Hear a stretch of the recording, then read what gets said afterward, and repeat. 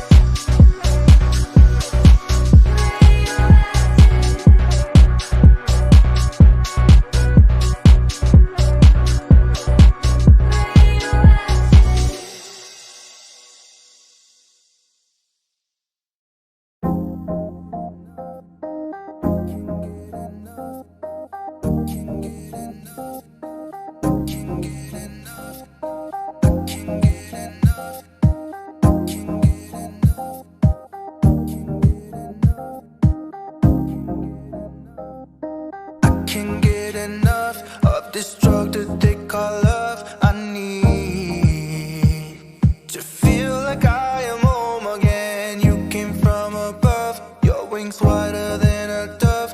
I need you, I need you.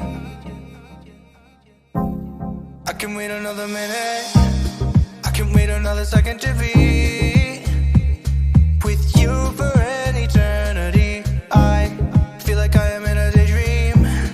Every moment that I spend with you, won't you take me home and give me wings to fly? We can be alone in a castle in the sky. We can run away and leave this world behind. Please just take me home to a castle in the sky, castle in the sky.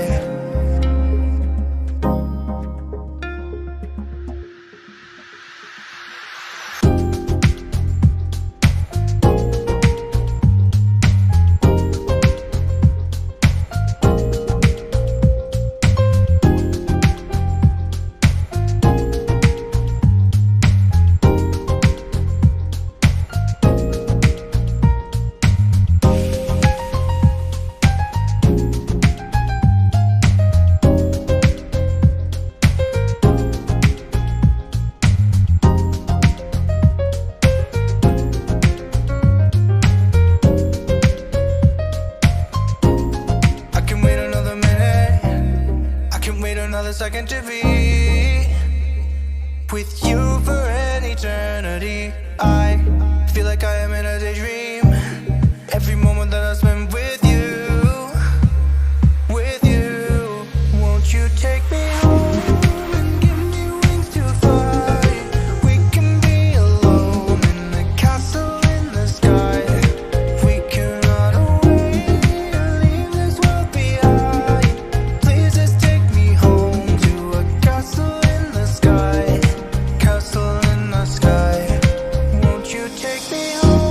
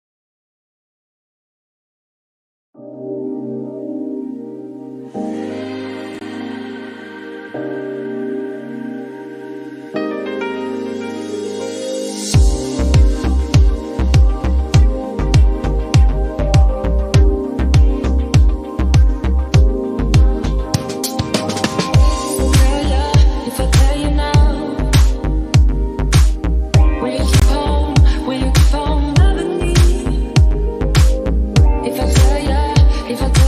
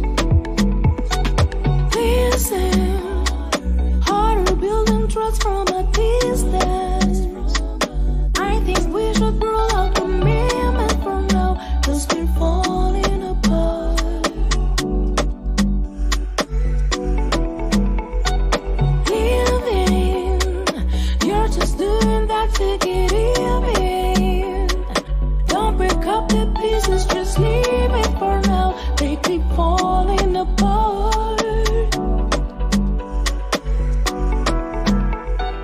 Passionate from miles away, busy with the things you say.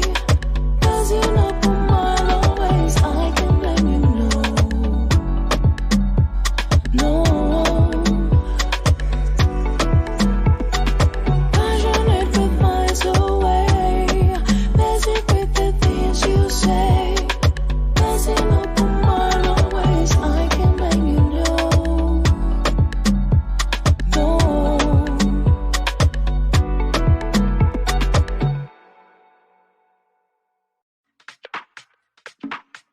Now here you go again, you say you want to freedom. Well, who am I to keep you down?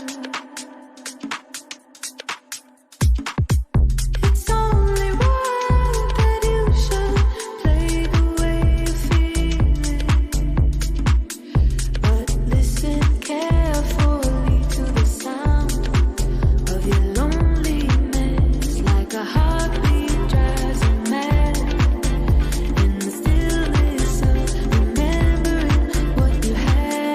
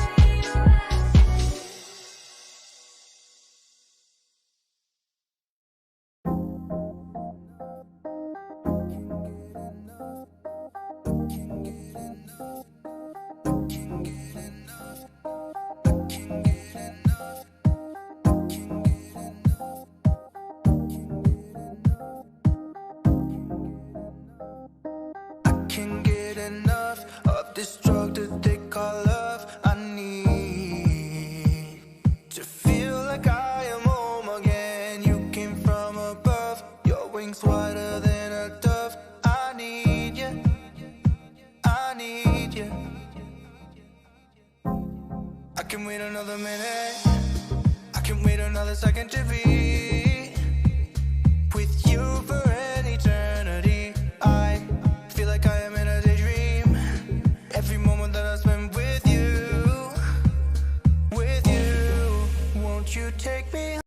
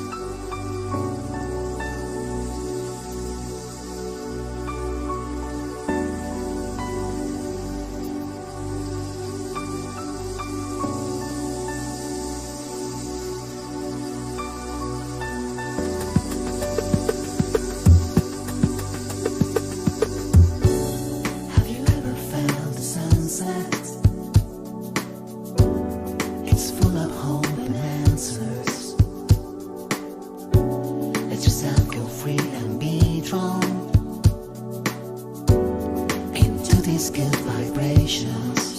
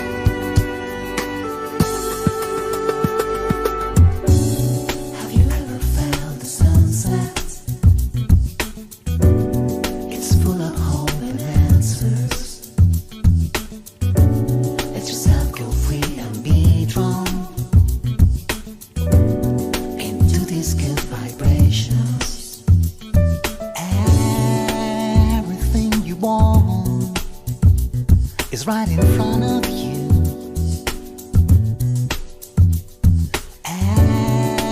Everything that you can give will only be returned to you. Have you ever felt the sunset? It's full of hope and answers. Let yourself go free and be drawn these good vibrations. There is nothing here. It's not in constant change. Constant change. This can comes with something. Like daylight comes to night. Nighttime. Have you ever felt the sunset?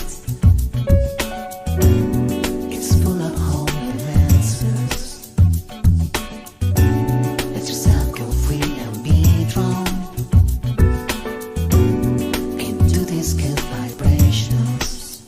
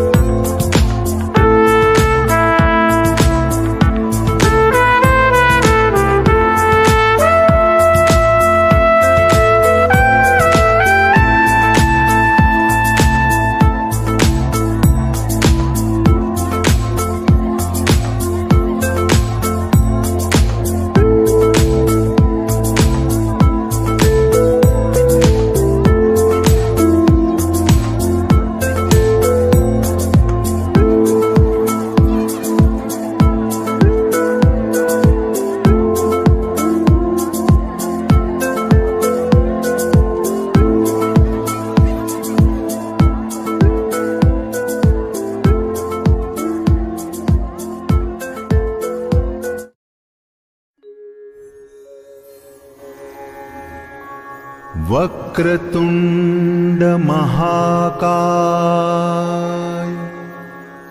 सूर्यकोटि समप्रभ निर्विघ्नं कुरु मे देव सर्वकार्येषु सर्वदा।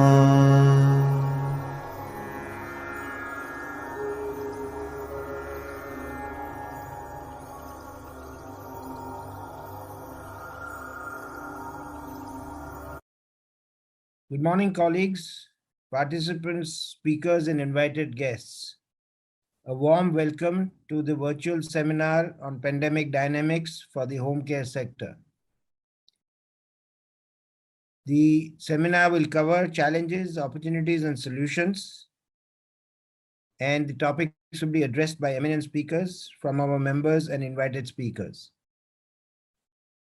A special thanks to Dr. Nadir Godrej, our guest of honor, for agreeing to share his thoughts after the lamp lighting ceremony and my introduction to the program.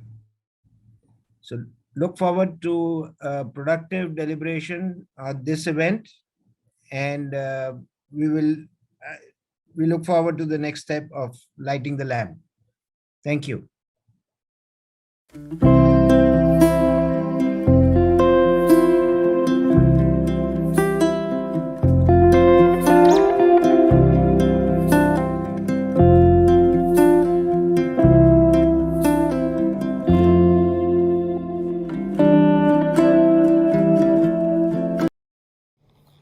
The coronavirus strikes us all. We don't know who is next to fall. When will this war be finally won? It rises, wanes, but is never done. High seropositivity is seen, whether from infection or vaccine. We feel that this is our trump card. Then we relax, let down our guard. But COVID isn't standing still. Although it has no conscious will, its reproduction rate is high. Through natural selection, it will try to obviate our every defense. For COVID, this makes perfect sense. The first wave came and petered out. We started going up and about. The Delta variant entered the fray, and the second wave was on the way. And in good time, it also abated. The new normal was eagerly awaited, but Omicron then appeared, a variant that is widely feared as its transmission rate is fast, and perhaps it could get past vaccines with narrow immunity and achieve a degree of impunity. It would be prudent to beware and continue with the utmost care. The crisis was indeed a pain, but there was so much that we could gain. At first, any major change will appear to be most strange, but then we can begin to see a striking opportunity. While all of us are badly burnt, indeed, there's much that we have learned. Work from home is now a breeze, and we can now gain a release from travel bills and office rent. Indeed, this time can be spent to reimagine and reinvent a better world, a broader tent. The pandemic has accelerated future trends long awaited. E-commerce, AI, digitization are growing fast in every nation. While digitization was a trend, the curve is now on an upward bend. The pandemic has made us wise and taught us how to digitize.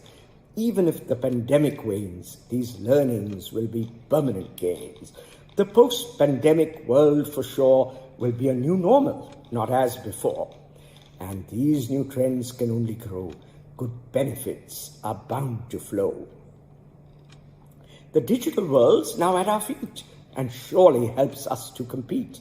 The benefits of being green were very clearly to be seen in several different ways throughout our lockdown days. All of us must understand that customers will now demand processes and products that are green. What will this really mean? Our processes should be clean. We must attempt to be lean. Less water and energy should be used, and nature shouldn't be abused. Harmful waste is very bad, but any waste is rather sad. For after all, waste is lost. And so indeed, unneeded cost. All these benefits can be seen if at once we are lean and green.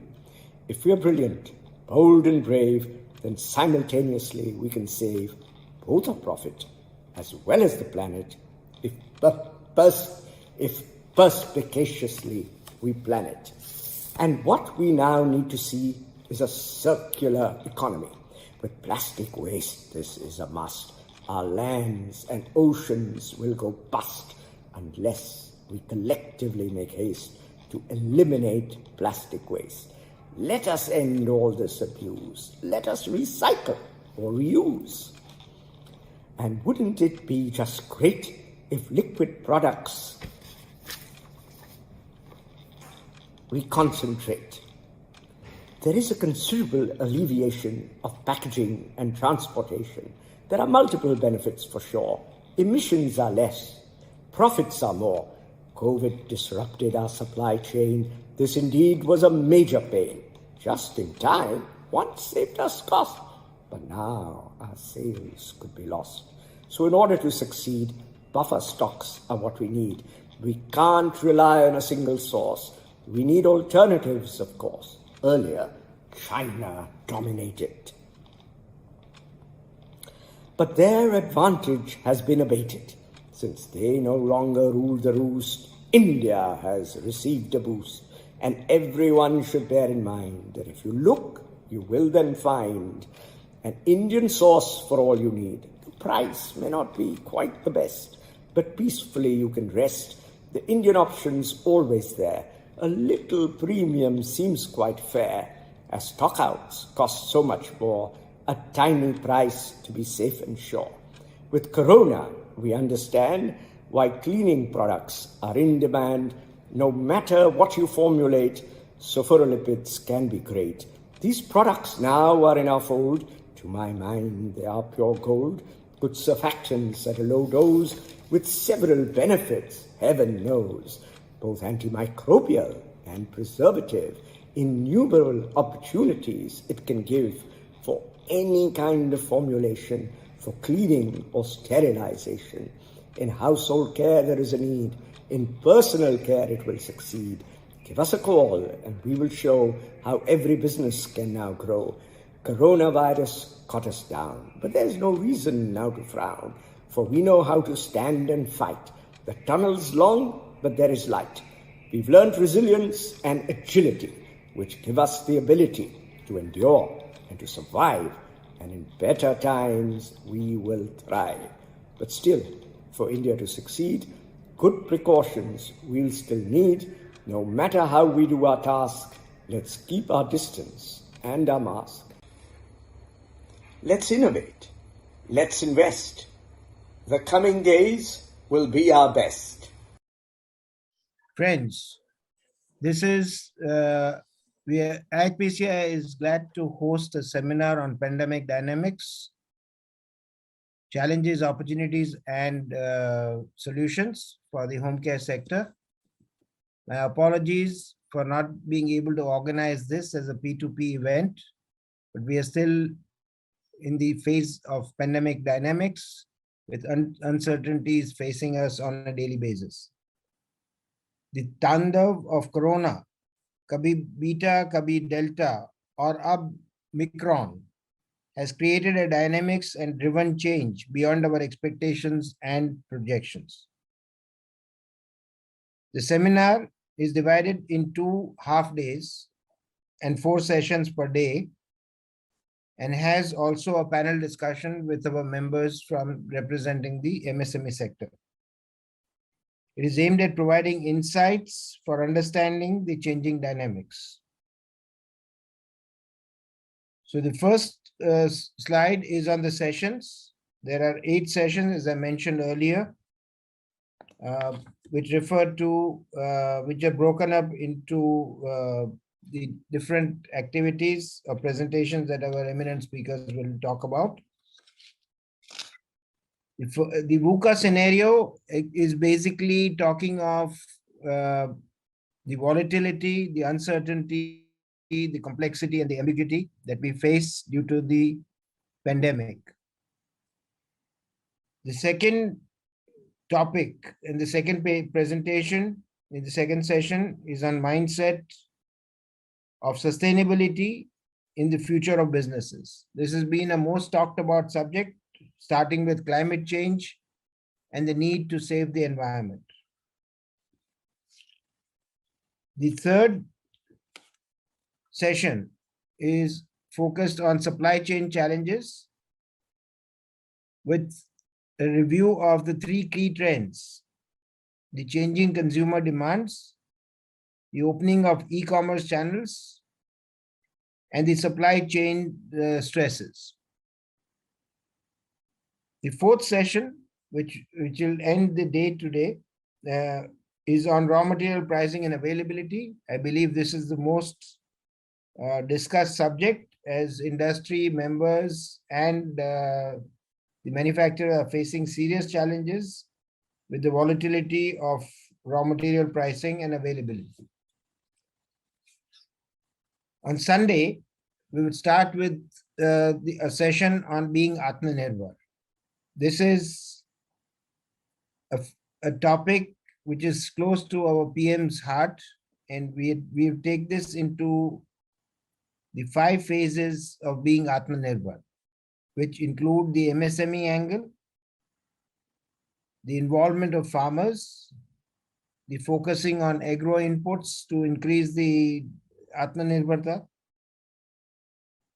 new horizons of growth which are relevant for our industry, and government reforms and enablers. Session 6, which on Sunday will discuss new ways of doing business in a changing regulatory environment with licensing and logistics thrown in. This focuses on survival instincts, company challenges, and consumers' shift of habits. I would like to inform the participants that Ihpcia now is represented at the BIS CHD 25 committee for taking up any members' concerns or points as we move forward. Session 7 is on raw materials from renewables. This is the most sought about discussion across the globe, where the move is to shift from fossil fuel based products to renewable sources. And we have some interesting speakers who will talk of green surfactants. The last session on Sunday will talk of solutions and opportunities, and with examples of some of our members who have moved forward to making concentrated products and offer them on sustainable basis. These members include Godrej Industries, Galaxy Surfactants, Unilever, and P&G. So I look forward to an interesting deliberation over the next 2 days with the members.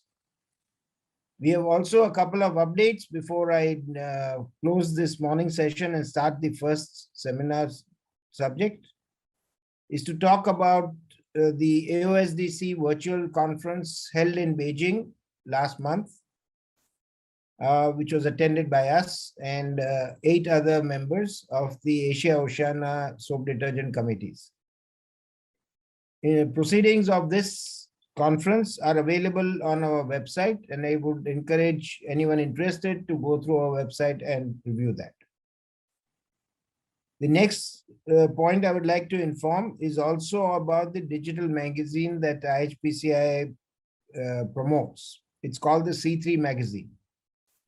And I would encourage all the participants and our members to periodically have a look at their website. It gives you some interesting information on the dynamics of our industry, the changes, the acquisitions, the new businesses, the new molecules, and where are we all heading? And this is from a global perspective, not only the Indian perspective. So it helps Indian industry in analyzing and having a better perspective. Lastly, I have two announcements to make. One is for all of you to note and pen down the date of our next international convention and exhibition on soaps, detergents, and cosmetics, ISDC 2022, which will be held at Hotel Alila Diva in Goa from July 10 to 12, 2022. This is a B2B event. So we look forward to an active participation by members, and we do expect eminent speakers from the industry, from both India and overseas, to participate and share their views. So please pen down the date for this event, and we look forward to your active participation. The Secretariat, Ihpcia Secretariat, will share more information. So look out for this information on the website. Lastly, Ihpcia will also be hosting the next ASDAC 2023. It's a two-year biennial event. So China hosted it this year.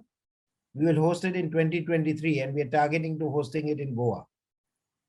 This is attended by about 9 organizations from Southeast Asia and North Asia: Japan, China, Taiwan, Korea, Indonesia, Malaysia, Australia. Actively participate in this event. And we look forward, we will announce the dates, but we also look forward to the next 2 years, 2022 and 2023, as exciting times. So once again, I would close this presentation by thanking all the delegates for attending, the speakers for their contribution, the sponsors and advertisement for their support for this virtual event.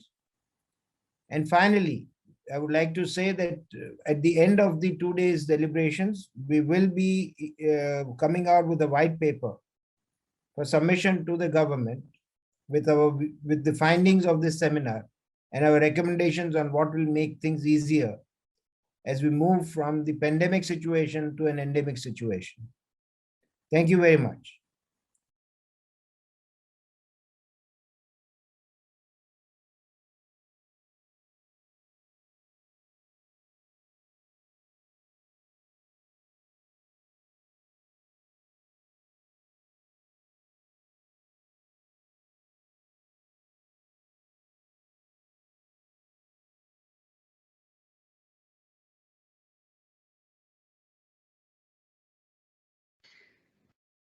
Good morning, everyone. My name is Sitaram. I look after home care R&D for Hindustan Unilever based out of Mumbai.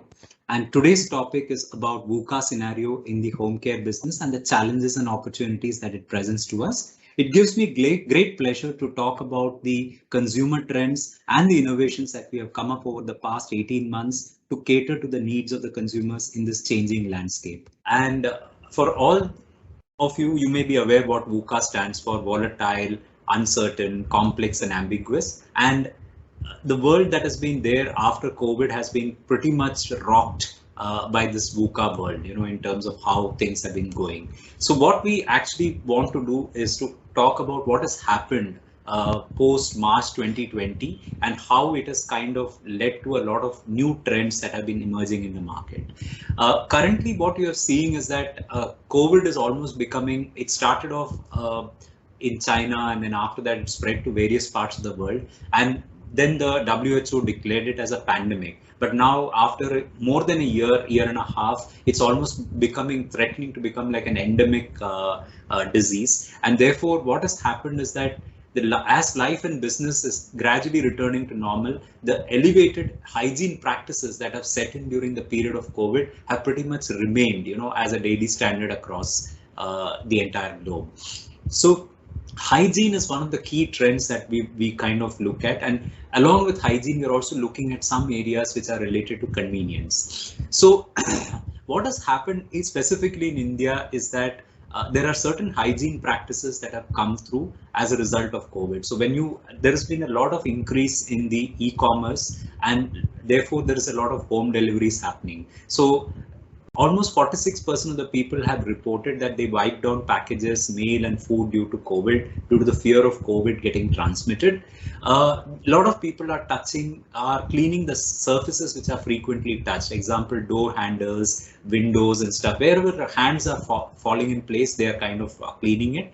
And that's more than half the people. And again, another more than half the people are also looking at natural as an important product attribute while choosing household cleaning products. For the simple reason that they are cleaning the surfaces far more than usual, and as a consequence they really want to make sure that they are not putting too much of chemicals onto the surface. So these are some of the things that you're seeing as trends that are emerging over the past 1.5 years. I'll just dwell a bit deeper into a little more insights on where you have also seen a meteoric rise of products. One is, the first thing is about the rise of antibacterial, and that is quite intuitive given that COVID is something which has brought in the areas of sanitization, cleaning of surfaces and so on and so forth. Skin friendly products, because the more you use some of the harsh chemicals and sanitizers and things like that, there is also a need for people to take care of their skin, because frequent usage of these products leave them with dry skin and associated diseases.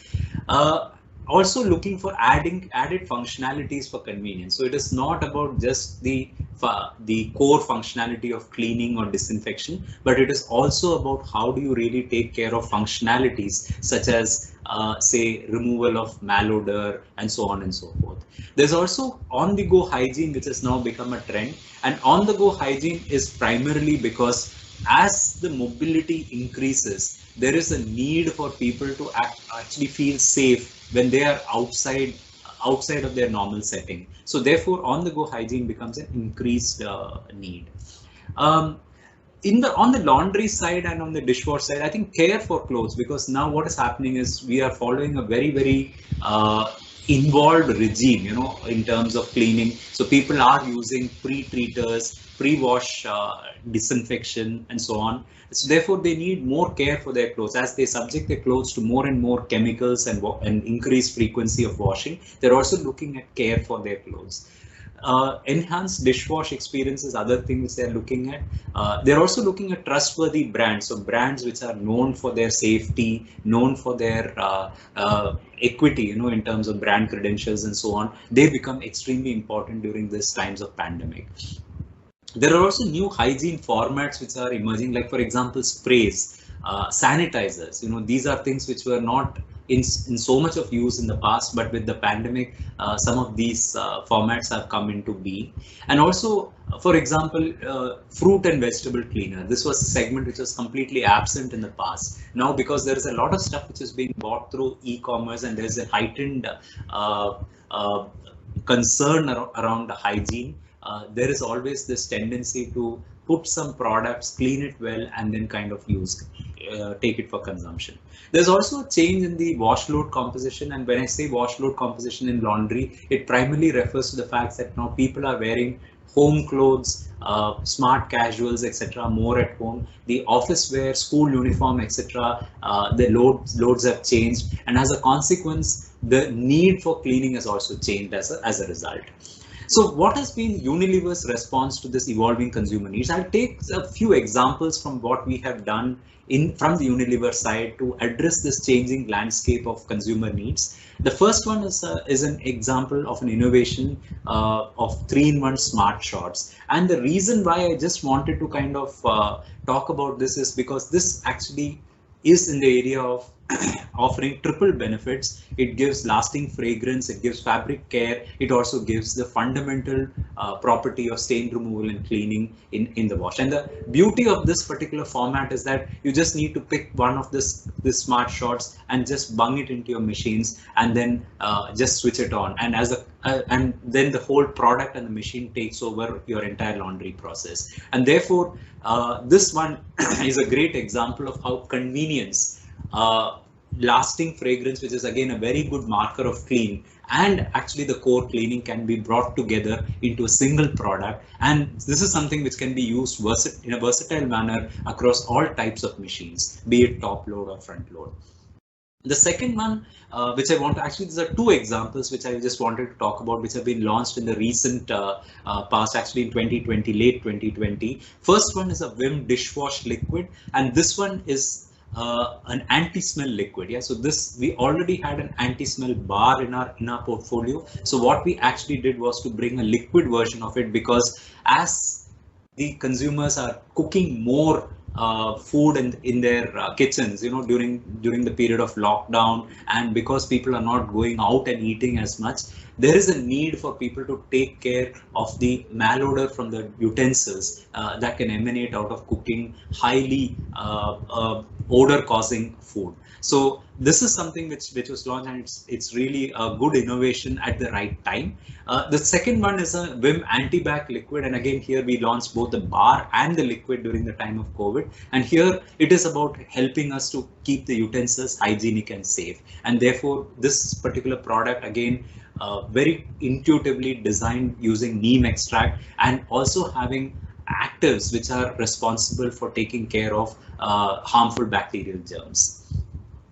The next one and the last one which I really want to talk about is the Domex range of products. And again here, Domex is again a well-known brand in certain parts of the country, and the objective of this particular range was to actually make sure that we are able to get the entire portfolio of bleach, acid toilet cleaners, wipes and sprays, into the consumer's hands, given the increased need for sanitization across multiple surfaces on the go, also for floor cleaning. So if you take, for example, the disinfectant surface floor cleaner, which is a bleach based cleaner, it actually gives a very good hygienic performance even against COVID causing bacteria. And also you have the Domex Fresh Guard range, which actually is used in the toilet cleaning, and it's acid, which also takes care of malodor. And because of its property of non-sticky nature, it also helps to keep the toilet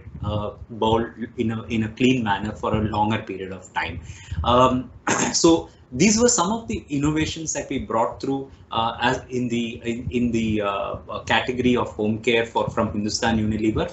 And the last one which I want to talk about is Vimmatic. And again, this we saw a huge rise in the purchase of dishwashers, in the country, and therefore, true to the trend, Vim being the market leader in terms of dishwash, could not be left behind, and therefore we actually brought through a range of dishwashing products consisting of tablets or powders, rinse aid, salt, and so on. So the entire range which is there, and removing tough Indian grease in the dishwasher was the promise that we actually brought it out with, which made sure that this particular product is adapted for the Indian cuisine and the Indian utensils, in terms of whatever leftover stuff is there. So again, so just to recap, we brought in smart shots.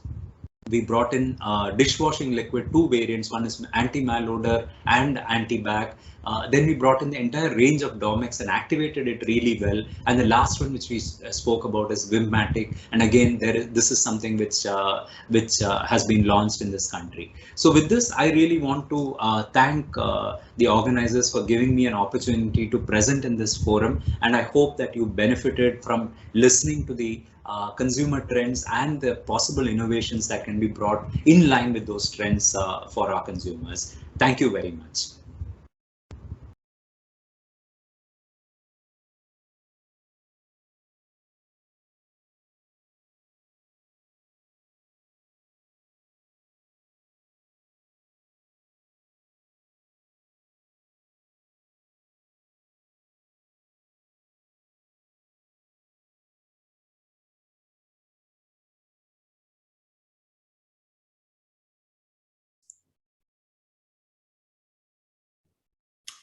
Good morning, friends. A warm welcome to you on the occasion of this virtual seminar being organized by Indian Home and Personal Care Industries Association. A special sense of thanks to Sanjay and to the organizing committee at Ihpcia for having requested Jyoti Labs to make a presentation. And the topic of my talk, as you can see, is going to be on the FMCG industry repivoting and the reflections and learnings which we have had from the pandemic.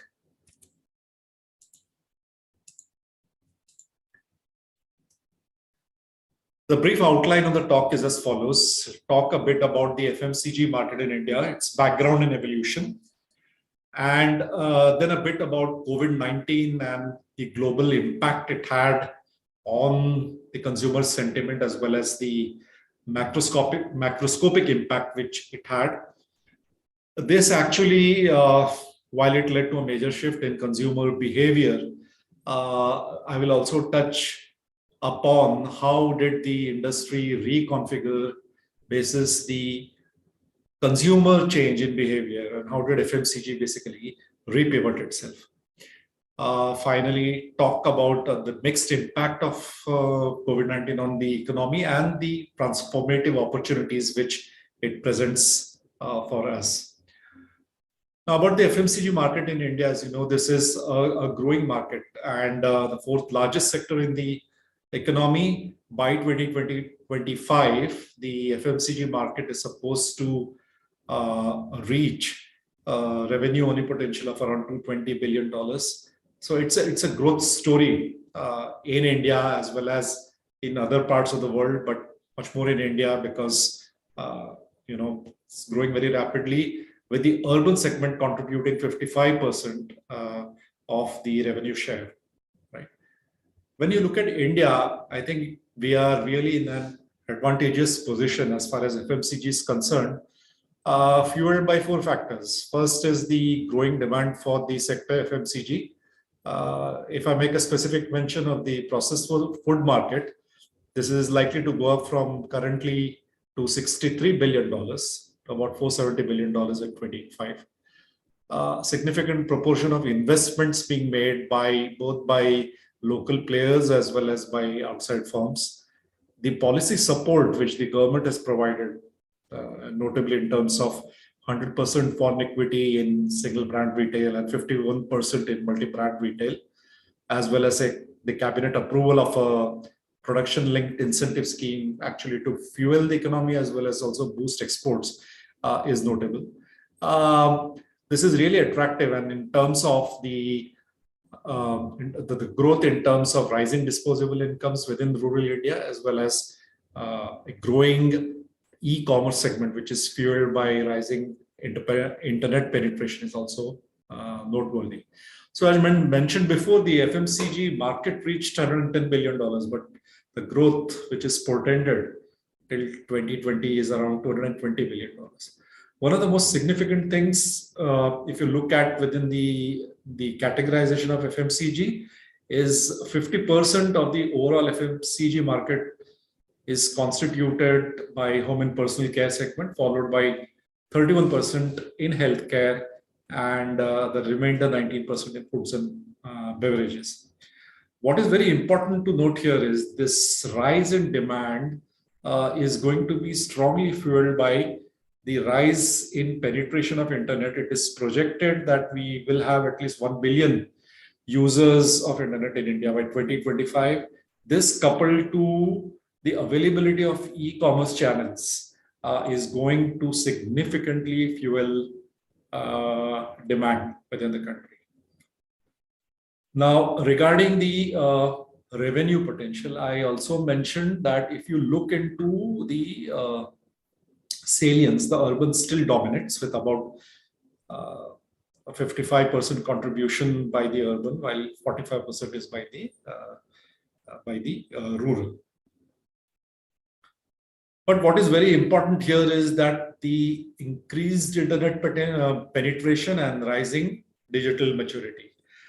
As you can see here, the numbers here clearly showing that the online users are going to, significantly increase from a 90 million to 200 million, which translates from a 20 billion to a 45 billion increase in sales terms. How this has also impacted is a growth in the e-commerce share. Now, the e-commerce share has already touched 7 to 8% for some of the largest FMCG companies in the country by June 21, and this is only likely to grow. Coming to the most significant development globally, as you know, what struck the globe is COVID-19, which has been a worldwide health and economic disaster.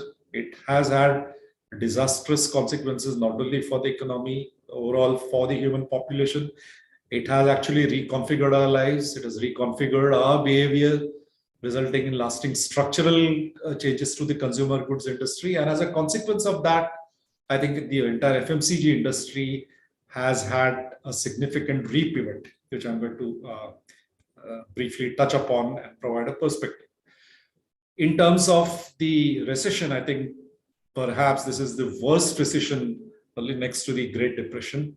And while the globe witnessed 14 global recessions in the last 150 years, I think this will always go down in history as one of the most disastrous impacts which it has had on mankind. What really happened, as I mentioned before, is COVID-19 forced a change or a perceptible shift in human behavior, the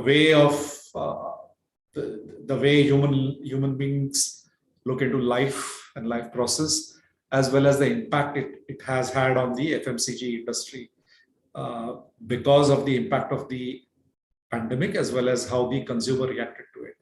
If you look at it macroscopically, globally, while it had significant risks, it also afforded very important opportunities. What COVID-19 did was basically transformed consumer behaviors. Consumers have reacted to this emergency situation in varying ways, but they have always sought enduring value in products and experiences which are more healthy now, more trustworthy, more environmentally sensitive. That's one thing. Health awareness has significantly increased. The third important point, as you would see, is the channel shift, where the current crisis is driving the consumer to explore the full range of engagement and consumption options. Workforce and ecosystem relationships, the way we work, the hybrid model of working from home is another important feature which has cropped up. Supply chain transformation has actually, COVID-19 has actually taken that, taken most of the companies completely by surprise, and has there been serious thought on how do we position ourselves to deal with such calamities in future. How it has impacted globally across nations, and you would see, barring the exception of China, almost each and every single developing country, including India, where you see a GDP growth, a degrowth of 3.2%, almost every other country economically declined with the exception of China. Very quick to come was the stimulus. Now, this stimulus, to just provide a fair perspective, was 4% of the GDP in the subprime lending crisis in 2008. The current global stimulus has been 11 to 14% of GDP on average, which actually shows the extent of hit and the way we have reacted, the way the globe has reacted to mitigate the effects. If I quickly look into what happened elsewhere, other industries, airlines, most of the airlines, some of which I have listed here, actually perished. What happened to some of the retail companies? They just, they couldn't survive, they couldn't sustain business, they went out of business.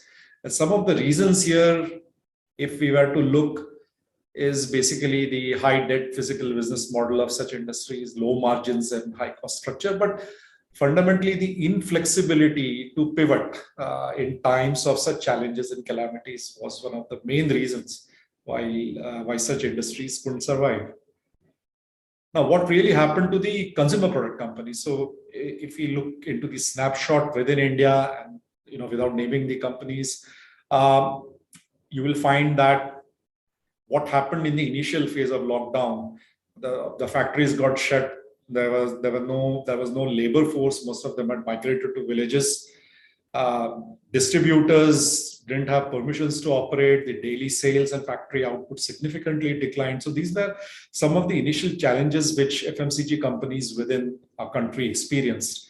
Just to provide you a glimpse of the consumer sentiment around that time, the data from Center for Monitoring Indian Economy shows how the consumer sentiment dipped very early on during the period March to May, when this was lockdown 1.0, a significant drop of around 60 to 65% in consumers' sentiment.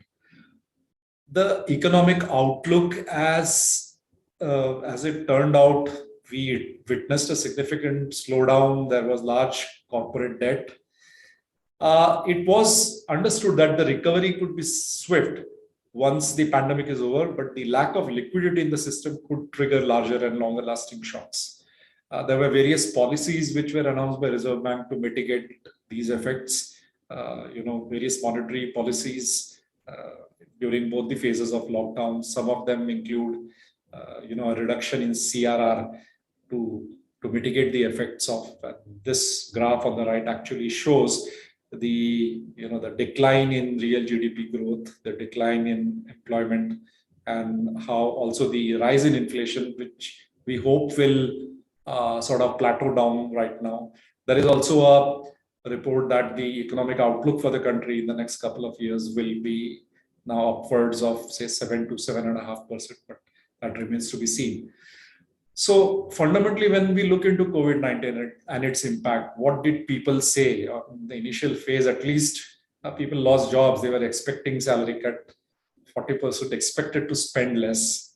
They were looking for discounting, cheaper brands. So everything possible to save disposable income was being thought of.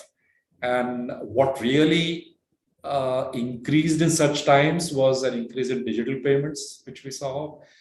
Big item purchases got postponed, family decisions got postponed, and financials and investments, both by individuals as well as corporates and companies, were looked at more closely. I think insurance sector got a tremendous fillip here.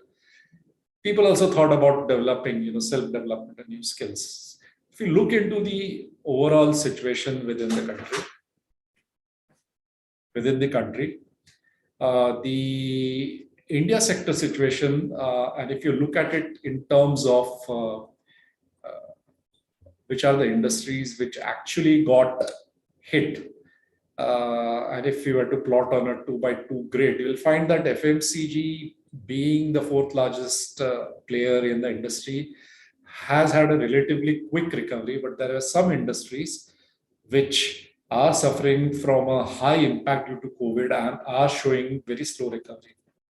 So industries like auto, real estate, aviation, entertainment, and travel, etc., have been hit very badly.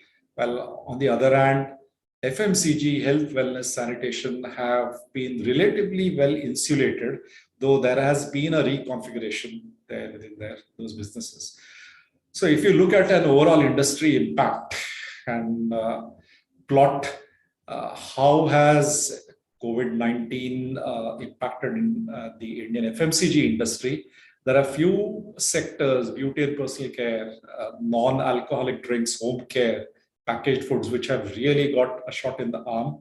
But some other sectors like personal accessories, apparel and footwear, consumer electronics and all showed a downturn. This is as per the data from Bureau Monitor. However, now within home care, which one of the categories within home care which saw significant rise in revenues, significant attention, was surface care. This is because there was a lot of concern around health and hygiene, so that became a discretionary item, even though it had limited occasions for use. But the data showed that there was significant appetite in consumption, and FMCG firms innovated around this category. Investors, by and large, were very, very pessimistic during this phase, and I'm talking about the early phase of the pandemic.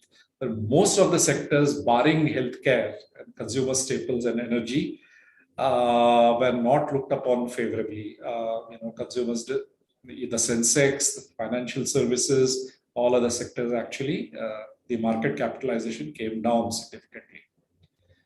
Herein, I would like to pause and show this slide of Mr. Klaus Schwab, the statement which he made. He was the former executive chairman of the World Economic Forum. It's a different perspective of looking into COVID, where he mentions that it represents a rare but narrow window of opportunity to reflect, reimagine, and reset our world. I think this pandemic comes 100 years after the Spanish flu, so it took the human population by surprise. But Was there an opportunity? Yes, while it presented us few facts about how we were unprepared, but there were also significant opportunities to reflect, and this is what Klaus mentions here. And when I talked about the FMCG industry pivoting essentially around a perceptible shift in consumer behavior, in consumer offtake, in the way consumer perceive life. And the pivoting has happened around these four pillars. One is health. People have become extremely cautious and become very sensitive to health. So how many proof points can you give? How healthy is, so you'll find that that has attracted significant attention. Digital penetration became very, very important because there were no physical methods of communication. And this is the digital, obviously, is the shortest brand the shortest distance between a brand and consumer. And that took a significant, centerpiece. Trust, consumers really demanded, that, because in the initial phase, we all recollect about COVID-19, there was a lot of apprehension about the whole infection, the process of spread via surfaces or via food. This is where the trust factors become very important, and obviously the consequent value which our innovation offered. So essentially, if I look at how did the consumer pivot, the essential focus was on preventative health. They started stockpiling grocery essentials. Though this is, I must say that this represents the first initial period of lockdown. Food service, hospitality services were a strict no. I mean, people didn't move out. There was seclusion. It was a completely new normal. But this 5-step consumer progression of COVID-19 actually was the impetus for FMCG to also repivot. And it repivoted itself, and we found some new categories to emerge. And here I put the example of hand sanitizers. You have surface spray cleaners, and this found a significant place in human consumption. Fruit and vegetable washing as a category, was born. It was though nascent. We found some low unit pack, hand sanitizer sachet innovations, and insurance products, as well as data-rich businesses. So these were some of the new categories which actually emerged during these times. And what is important to realize is while they did occupy an important place initially, did they really sustain? And we would find that some of these probably have not been able to sustain over time as we progressed, and as with the progress in vaccination and with acquiring significant immunity, some of these probably lost salience. So essentially, when I come back to the broad perspective, the learnings which we had, the lessons which we had from COVID-19, what it really taught us as human beings, what did it teach FMCG companies into how to deal with calamities?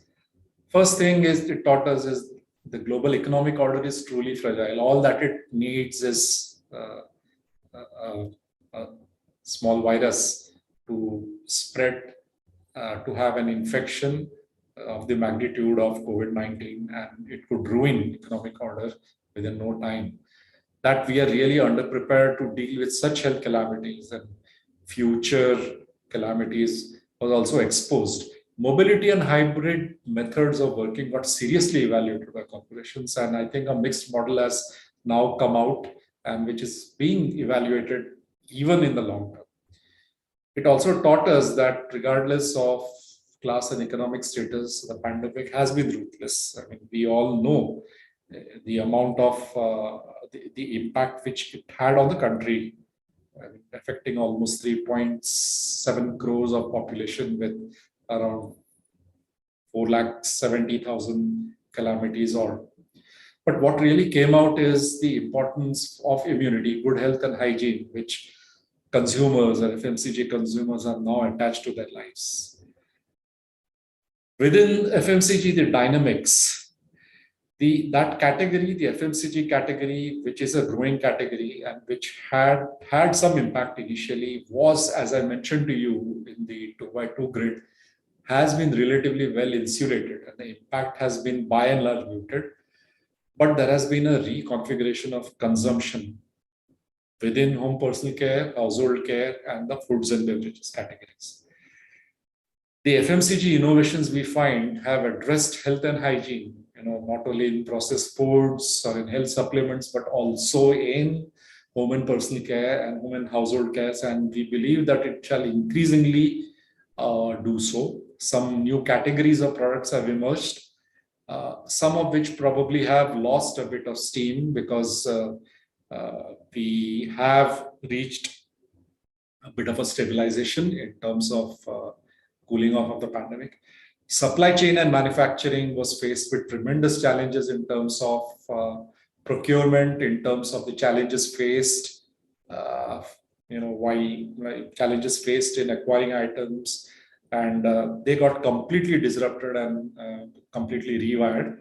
The online consumption, as I mentioned, it increased disproportionately. And I think here is a message for the FMCG industry going forward. Online consumption via e-commerce channels, via the digital media, and that is where I formally mentioned about how internet penetration is going to significantly impact consumption within FMCG.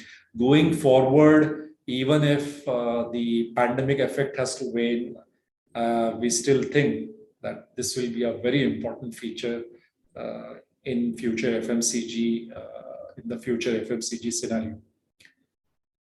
But what are the transformative opportunities? So going back to what Klaus Schwab mentioned, I think while it poses significant risks, while we have become human beings, as companies become very, very cautious, we are trying to re-examine and find out how best to navigate.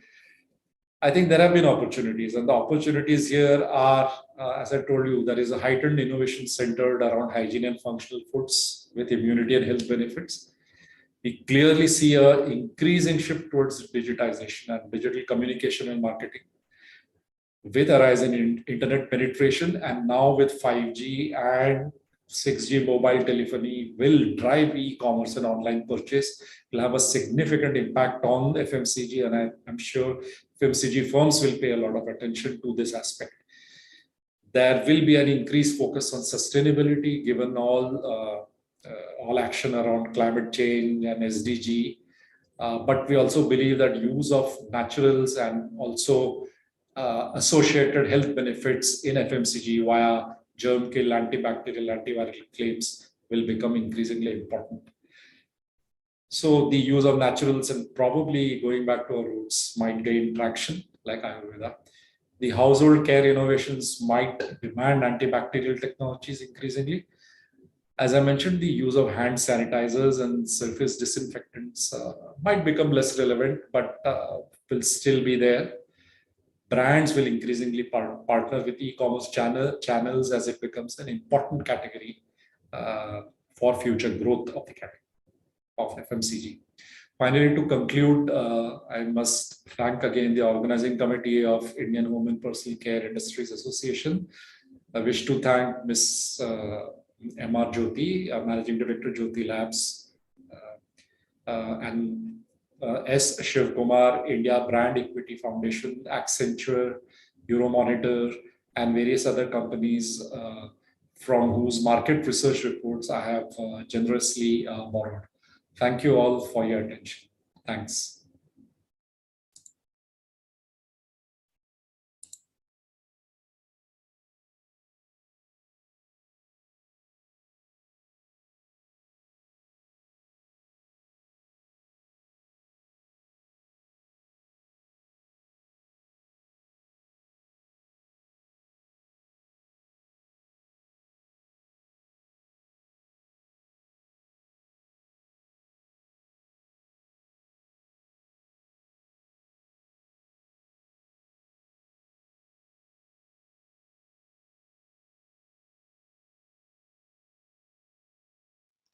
Good morning, and I'd like to thank the organizers for providing an opportunity here.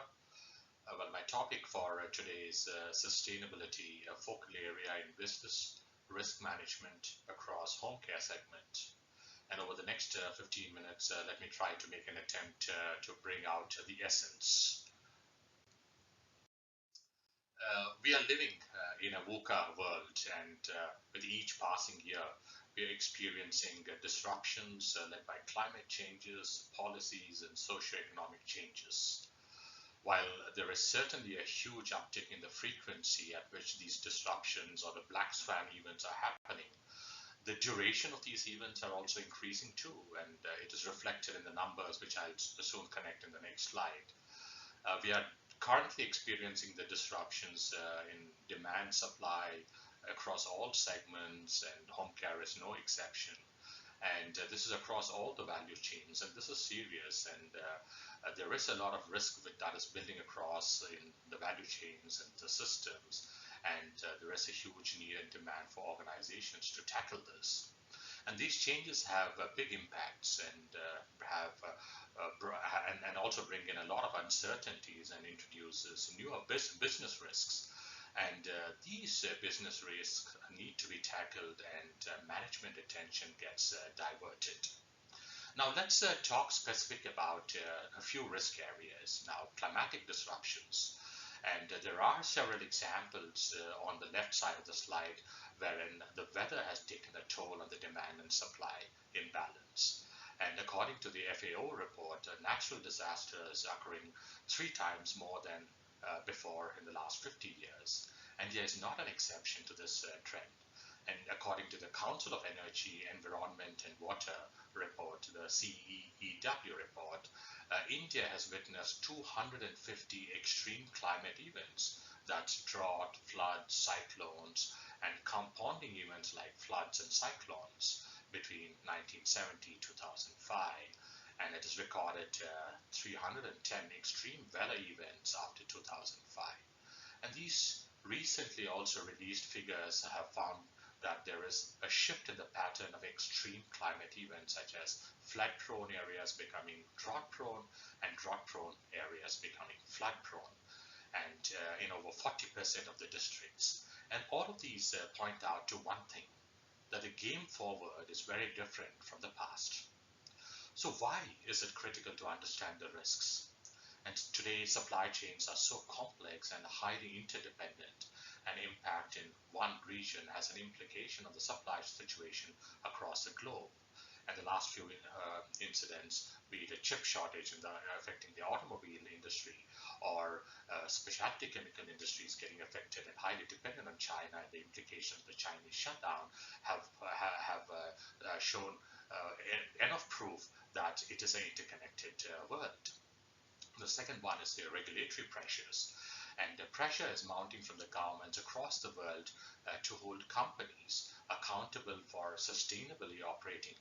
And I'd like to take an example here. The German Bundestag is examining legislation that would force companies to investigate every sequence of their supply chain and likely penalize them for unsustainability. And India has committed to net zero and working to mitigate risks associated with the climate risk and decouple economic growth from fossil fuel-based energy. Now, in the recently concluded COP26 at Glasgow, there was an unprecedented participation, 196 countries, 120 heads of governments, 100 plus CEOs, all point out to the aspect that the climate change is serious and there is a need for coming together for the world as one.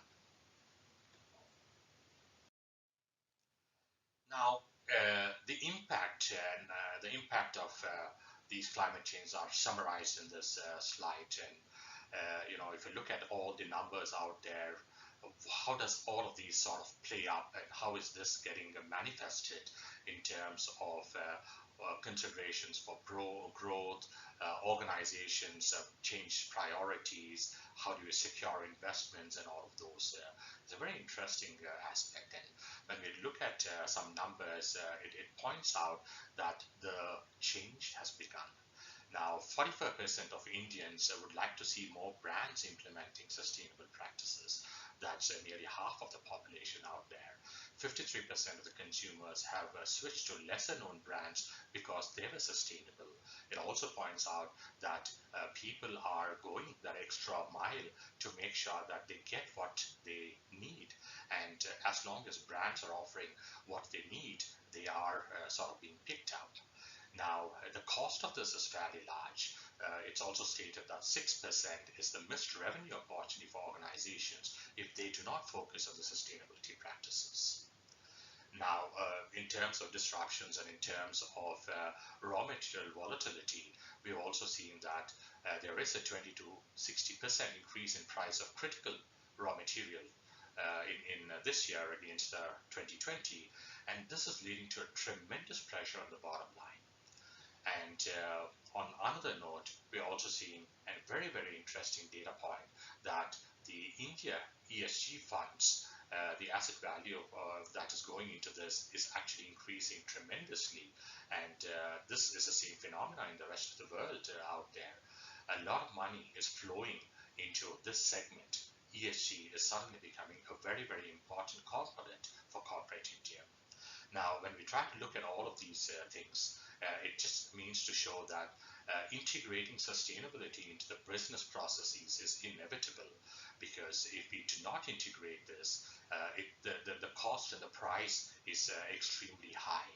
And it is becoming extremely clear and evident that the space is seeing actually a big, big traction on all fronts, be it consumerism, consumer preferences, investments that are flowing in, and also how corporates are responding to these events. What is good to have is slowly turning into a must-do and the most important agenda for many, many companies. Now, in essence, it is not a choice to integrate sustainability. It is no longer a niche initiative, but a very key enabler and a very powerful one to de-risk all facets of business. And it's imperative for us to rethink that the impact of the environment and the society at large, and we have a need for taking a collective, informed, strategic view to mitigate these risks, right? And with this, this provides an opportunity. And when we try to look in terms of how this translates into opportunity and where does Novozymes as a company play in, our purpose clearly sort of draws out that Novozymes is committed to drive biological answers to address today's challenges sustainably. Our biological solutions give us the right to dream, and that's the power, and that's a promise to rethink tomorrow. And in this slide, I'd like to share a few examples of how sustainability can be woven across different industries. And I'd like to just point out to an example that if 10% of the world animal protein was replaced with alternate proteins, the impact is phenomenal. You would see that 700 million tons of carbon dioxide is avoided, and which is and also in terms of 900,000 square kilometers of agricultural land is saved, and this is a huge, right? And if you try to sort of look a very, very small fraction, 3% of all liquid transportation biofuels were bio-based. What's the impact? This is about 300 million tons of carbon dioxide that you avoid, which is equivalent to 125 million cars off the road. Isn't that cool? Isn't that phenomenal that that biology has the power to transform? The last one is 10% of chemical pesticides. If they were replaced with biological solutions, what's the impact? You would actually save about 250 million tons of chemicals that enter into the ecosystems, right? But I'd like to focus on the one which is highlighted on the grayed out part, which is what if detergents were bio-based? And this is simply phenomenal. This is so powerful. And if detergents were bio-based, we are looking at reducing of 5 million tons of fossil-based chemicals that can be avoided, and translating this into something which is easily comprehensible. That is like preventing 10 tons of chemicals from being poured into the drain every minute. Mind it, every minute. That's the power if detergents were to be converted into bio-based. And as I said in the beginning, it gives us the right to dream, but the dream doesn't happen by one company, one party, one individual. We need to combine forces. We need to do it together out here. And biology has the power to shape the future of cleaning and protect the world. Right? People, countries, companies are focusing on finding new answers to improving the air that we breathe, the food that we eat, the water we drink, while protecting the biodiversity of the planet. And in Novozymes, we want to and we can do more. And it is up to us to understand that how our customers are reacting, adapting to these emerging needs. How can biology fit into these things? Using nature's own tools, how can we work together with the rest of the world to make a positive global change? While advancing on the customers' businesses, customers' interests, consumers' interests, and tapping into the whole element of consumerism. And in 2022, we are sort of committed that we will reach more than 4 billion people with our laundry solutions that aim to replace chemicals and also thereby help protect water resources. Novozymes has embarked on an ambitious journey towards enabling 100% biological detergents. And that is an interesting, motivating dream that we are all sort of passionately investing our time towards this. And the aim is to completely replace chemical ingredients, that surfactants, polymers, perfumes, and builders with enzymatic solutions and other bio ingredients. And again, as I said, this is cannot be done by one company, one group. It is a collective force that we need to combine and work together to meet that common objective. Our ambition is to have a detergent that is better for the people and planet, and that does not compromise on cost. And as we know that there is only a niche segment of consumers that are willing to pay a premium for greener detergents. So it's very, very important that we learn to balance and bring in a product offering which is affordable, which is economical, so that bulk of the population can actually adopt. And this goes without compromising on a great cleaning experience, because you cannot sacrifice that. This has to go hand in hand with a great cleaning experience. Now, consumers value functionality and more than sustainability, and that's a given fact. And that's also the reason why the adoption of sustainable technologies is still in a very nascent phase. But a lot is actually changing, and this gives us the power. This gives us an opportunity for companies to experiment on green detergents that not only performs but also becomes a part of the mainstream in a very economical fashion. And this sets a very, very clear requirement that cost cannot be higher, cleaning experience cannot be compromised, but we need to make sure that there is a better cleaning for the people and a better experience for the people, which then translates into a good for the planet. Right. And with this, I'd like to sort of summarize. The time has come to integrate sustainability into our way of life, and it is very imperative for us to rethink the impact on the environment and the society at large, and take informed, strategic view to mitigate risks. And there are answers to the current challenges, and let us take that step forward, and let's take a big, big step. Thank you.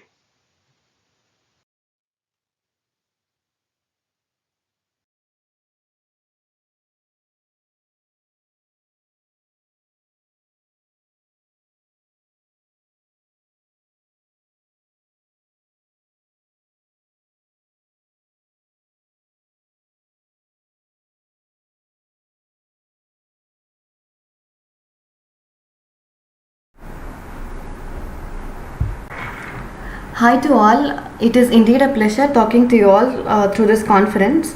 So before actually taking through the presentation that talks about this green initiative taken by our company, I would like to give a small brief about our company. So Ultramarine and Pigments Limited is said to be a listed company, listed in this Bombay Stock Exchange, and we have started in the year 1960. We have 60 years of rich experience in our field, And for more than 50 years, we've been constantly offering quality products with excellent technological expertise. Talking about the products, yes, we manufacture inorganic pigments, which is environmental friendly, non-hazardous, and that finds applications in paint industry, coating industry, and engineering plastics. Also, we do manufacture surfactants and specialty chemicals that finds its applications in home and personal care industry and also across cosmetics. So, talking about manufacturing facilities, we have 3 manufacturing facilities, 2 in the state of Tamil Nadu and 1 in the state of Andhra Pradesh. So, all these 3 facilities do manufacture both pigments as well as surfactants. And talking about the presence in the global market, so we are present in almost close to 40 plus countries for our pigment and close to 7 plus countries for surfactant range of products. And we are indeed very happy to tell that we are one of the preferred supplier for most of our clients because of a unique process. And to achieve this, we've been constantly studying and understanding the needs as well as the expectations of our customers, and then meeting their expectations by offering them quality products and services in an uncompromised manner. So next we'll be talking about the presentation. So this presentation is nothing but the green initiatives that steps that has been taken by a company in order to sustain in this upcoming chemical trend. Basically, the chemical sector has been divided into 4 types. So one is commodity chemicals, specialty chemicals, and then comes your pharmaceutical products, and then last year comes the agro chemicals and the consumer products. So all these 4 sectors creates an immense variety of products that we interact in our day-to-day life. So products such as detergent, soaps, perfumes, or these products that we directly procure and we have directly communicating with them in their day-to-day life.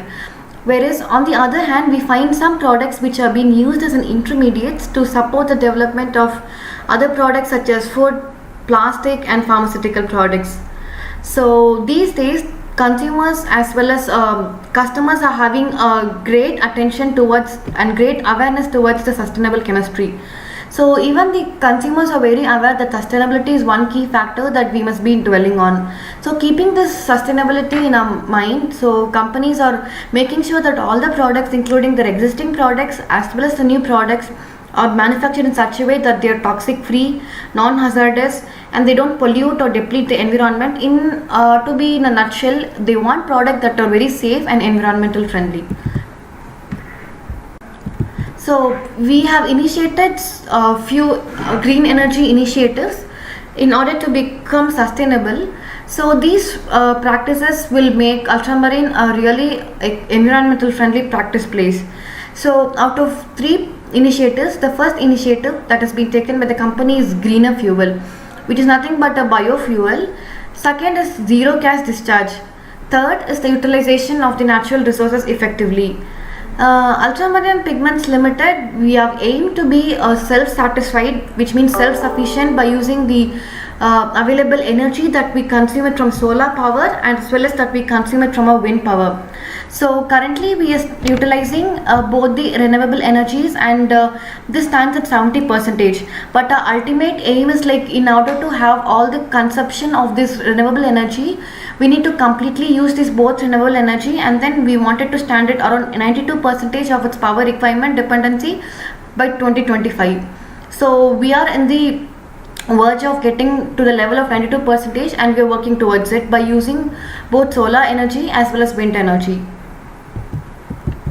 Talking about the greener, the previously used fuel sources that for the production of inorganic pigments were like fossil fuel dependencies such as coal, coke, and coke and superior kerosene oil as well as furnace oil. So these were the previously used fuel sources on which we were completely relying for pigment production. But dependency on fossil fuels has so many disadvantages, out of which like we were facing the emission of particulate matter into the working atmosphere, that is actually treating the atmosphere in an unclean way. And next is like disposal of soot as well as ash, that was a bigger challenge for us.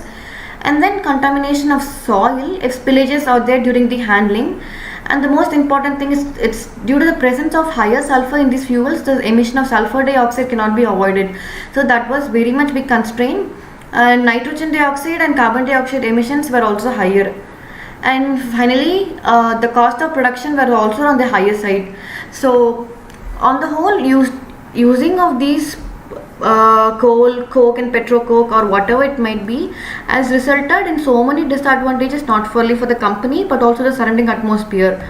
So what we have thought is to come out with a really natural gas that could take over the complete substitution of this fossil fuel like coal or coke or SKO. So we have come out with a LNG, which is liquefied natural gas, a methane product, which is used as a complete substitution of the existing fossil fuels that is used for the production of pigments or other products. So LNG has following advantages over the conventional fuels. So we could tell that the emission of particulate matter into the working atmosphere was brought down to zero because it is a completely gaseous fuel. As well as the collection and the disposal of soot as well as the ash were almost made negligible. As well as the cleaning work area helped in improving the productivity. So you could find that persons who are working in the shop floor really felt happier because the work space was actually clean, and that made them very happier to work on the plant. Next is the ambient dust level. The ambient dust level has reduced from 24 ppm to 0 ppm. That was really a great advantage of using this LNG. Sulfur dioxide emission. Yes, sulfur dioxide emission was also brought down by using this LNG gas. And finally is the carbon footprint reduction. So even in the recent study, we have gone through that a particular study shows that India stands third in the carbon footprint emission.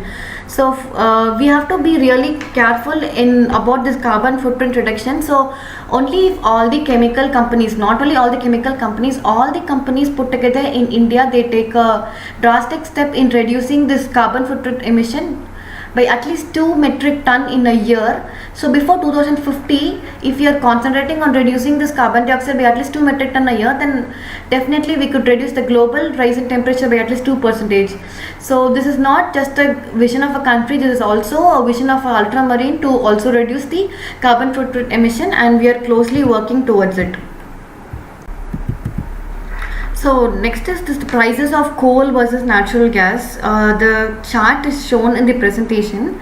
So talking about the coal, coal mines are becoming empty these days. So according to one of the study, we find that coal mines are becoming empty almost every day. So because of which the supply of coal will be exhausted even before the natural gas get exhausted. So due to which the coal prices will be competitive in the growing market, and the prices of coal is also said to be further going down. And on not only this, one more reason adding to the decrease in the cost of fossil fuels like coal is like the coal plants are almost older these days. So they have to be dealing with an increased maintenance cost as well as increasing environmental regulations. So this might be one more factor that is impacting the price of coal. And on the other hand, the natural gases. So the natural gases, the price is said to be decreasing from the year 2018 to 2020, but some studies shows that post 2020 the natural gas price is said to increase.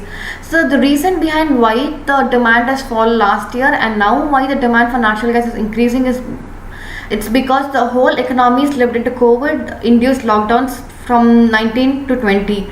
So that was the reason because which the natural gas prices has gone down. But when the growth returned this year, especially to Asian economies, the demand shot up, and energy producers are actually struggling, but they are maintaining the prices.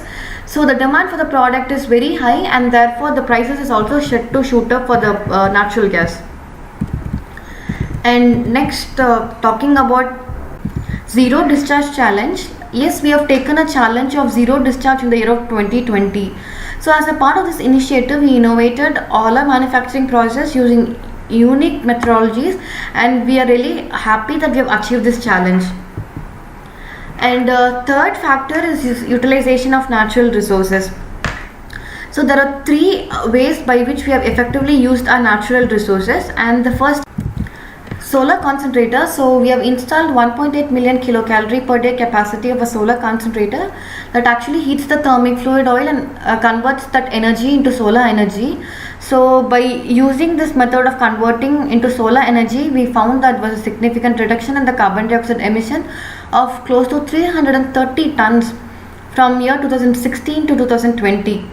So we find this was an effective method of reducing the carbon dioxide emission by using the solar concentrator.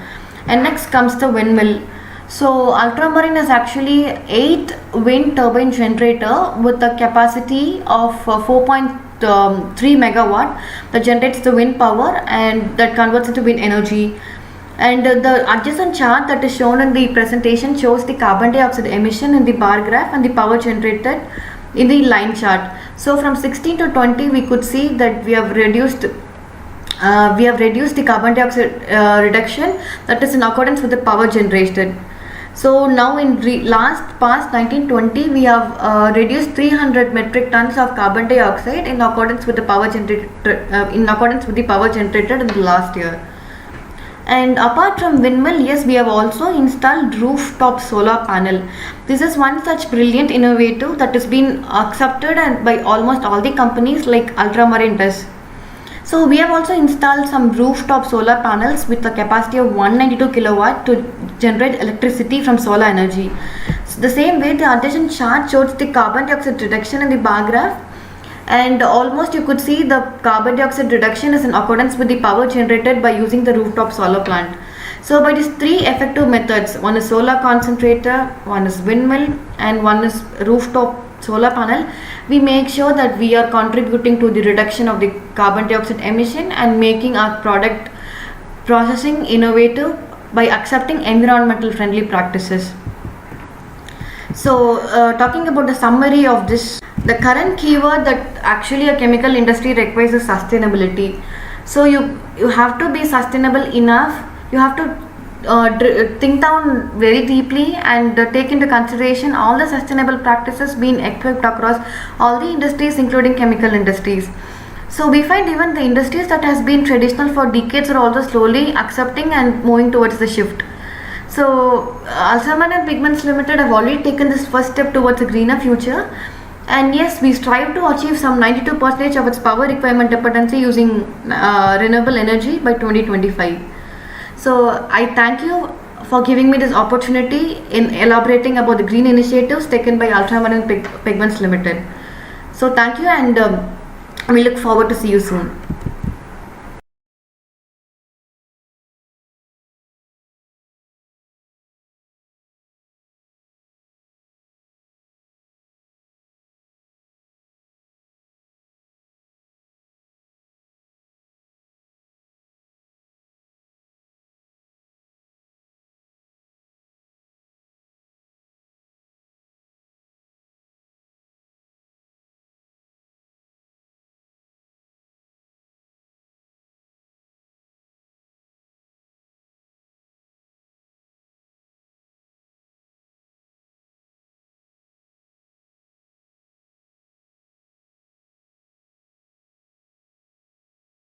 Good morning, friends. We are here to talk on the supply chain challenges and raw material dynamics. The subject which is affected the industry in general and all our members who've gone through a lot of stress and strain in terms of the supply chain dynamics and raw material pricing. Can we have the next slide, please?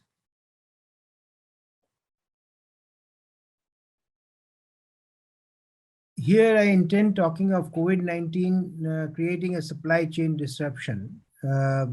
Basically, COVID-19 through 2020 and 2021 has created significant disruptions in the supply chain.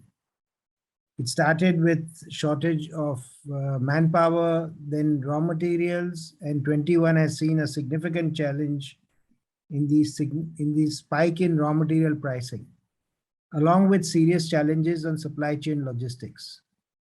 So that has obviously put pressure on the inventory and demand management, disrupting it, resulting in factory closures and economic slowdown.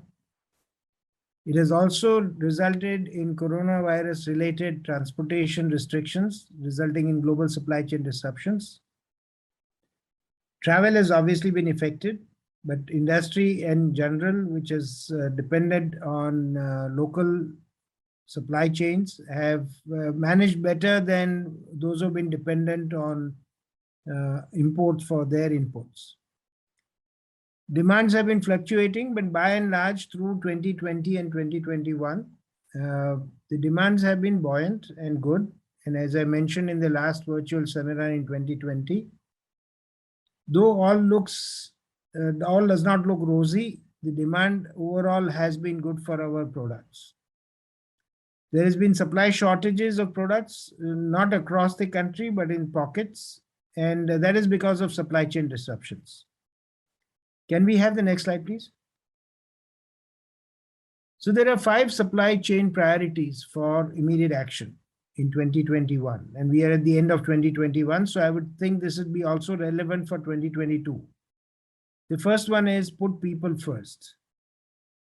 Leverage data to improve visibility. Define segmentations to prioritize demand. And build a sales and ops swap team. I think that's critical for any organization to be able to meet the challenges that we face.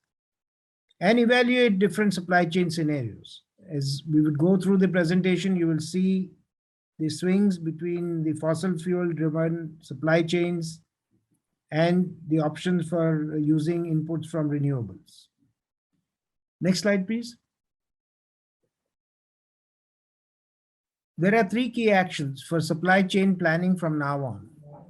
Companies have the opportunity to use this challenging period to rediscover where investments are needed, evolve the supply chain planning functions, and reposition the organization for growth once economies rebound. There are 3 key focus areas. Evolve digital to unlock data. That has been the big takeaway during the pandemic. The digital economy has done very well. And if you evolve and unlock data digitally, you will be able to perform much better. Use technologies which are recent, which includes blockchain and several other technologies which are available on the digital platform. Rethink the operating model, because supply chains, as they get disrupted, you will have to be innovative to see where you can make the change and how you can make the change. And finally, as we need to look and build an asset-light network. This has been a key mantra to success. A heavy asset model company will get pulled down for expectations by the shareholders on returns of investment. But as you go build an asset-light organization and a network, you will obviously benefit. A number of MNCs have shown us that being asset-light and asset efficient is the way forward to have a strong supply chain planning. Can I have the next slide, please? So what are the supply chain dynamics? In addition to the 5 key actions to address COVID-19's impact on logistics, is to improve visibility, communicate effectively, support the workforce, and develop a supply chain stewardship, going beyond sustainability. There's a lot of talk of being sustainable, being Atmanirbhar, but we need to go beyond just the word sustainability. We need to build an organization and a supply chain with traceability in action and covering all the social, economic, and ecological responsibilities that are required of a company. There is also a need to increase the flexibility for logistics because supply chains are getting disrupted because of container movements, ships not being available, cargo movements not happening, in addition to the restrictive practices or policies of some of the goods. So increased flexibility of logistics is one of the key mantras of the supply chain dynamics. Can I have the next slide, please? I would look at some of the LEB pricing, raw material pricing that has impacted the industry. I have this on graph. This has been a report from a global company, ISIS, which publishes reports on the price trends. And if you see through November 20 to September 21, the price for linear alkyl benzene, which India has been significantly dependent on for their synthetic detergent production for home care, has gone beyond $1,200 a ton to over $2,000 a ton. So you can see the percentage jump, which has seriously impacted the industry's capacity to absorb these price hikes without a significant increase in the price for the consumers. Many companies have taken the bold step. There has been a shortage on demand when you do that of finished home care products. And India still continues to depend on imports to meet their need for this fossil fuel based raw material. This is a matter of concern. As we talk through the presentation, I will talk of what are the options as you go Atmanirbhar and look at what are the solutions. So this slide basically talks of the significant jump from $1,200 a ton to over nearly about $1,900 a ton of product. Recently, from July 21, there has been a drop in the pricing. It's leveling out to more around $1,650 a ton. But that's still significant. As compared to $1,200, that's a $400 jump, which is 25% increase in price. So can I have the next slide, please? If I look at the demand and supply of ethylene and ethylene oxide, then we see a similar trend. We have ethylene oxide go up significantly from $1,250 to over $1,500. Ethylene itself has tracked, the trends are very similar because ethylene is derived from from fossil fuels. It's either from natural gas, ethane, or from the crackers which give you ethylene. So it's not surprising to see that the trends between ethylene and ethylene oxide for the Western world have remained more or less the same. In India, ethylene oxide pricing is tracked by what happens globally. So typically we have seen a $50 differential, $50 to $100 differential, higher pricing for Indian ethylene oxide supplies as compared to the foreign prices. But the graph clearly shows that a significant increase, which will continue to result in pressures. It's again a 20-25% hike in price. Can I have the next slide, please? You will also see a similar trend for alcohol ethoxylates. Okay, alcohol ethoxylates basically are derived using natural alcohols or synthetic alcohols, where you can add 1, 2, 3, or 7, 8, 9 moles. And we have seen, because of the significant hike in the palm kernel oil pricing and coconut oil pricing, the prices have shot up significantly from $1,200 to $2,500. That's over 100% hike in pricing. And though we are seeing some flattening of the hike, it is still not tapering off to level out or reduce. This is a major challenge because alcohol ethoxylates are used for making ether sulfates, which is a primary surfactant used as an alternative for home care products. The same thing happens for non-ionics. When you try and make concentrated products, you prefer to use non-ionics, typically alcohol ethoxylate 7, 9, and 11 moles. And their price hike, as you can clearly see, will impact the usage and demand. It also reduces the drivers for growth. Can I have the next slide, please? If I look at the global alcohol ethoxylate markets, through 2024, we do see an incremental increase of nearly 4% compounded annual growth rate. And Asia Pacific is expected to grow at 32%. That is not something which is a new story. The demands from China and India, which are the two largest user populations, will drive growth. And this is also being seen for developing geographies like Indonesia, Vietnam, and the local geographies which are doing very well. Thailand, for example. So I would say the market impact of the prices have been more or less neutral because it has affected everyone. But a high price will affect the consumer product price, and that will drive the need for change, for us to move from conventional products to innovative products which are more sustainable, to concentrated forms which provide a better value for the money. Though the market is also getting fragmented with several players occupying the market share, and that is expected as the pressures of raw material pricing increases. The small scale industry in India, the MSME sector, is most significantly impacted.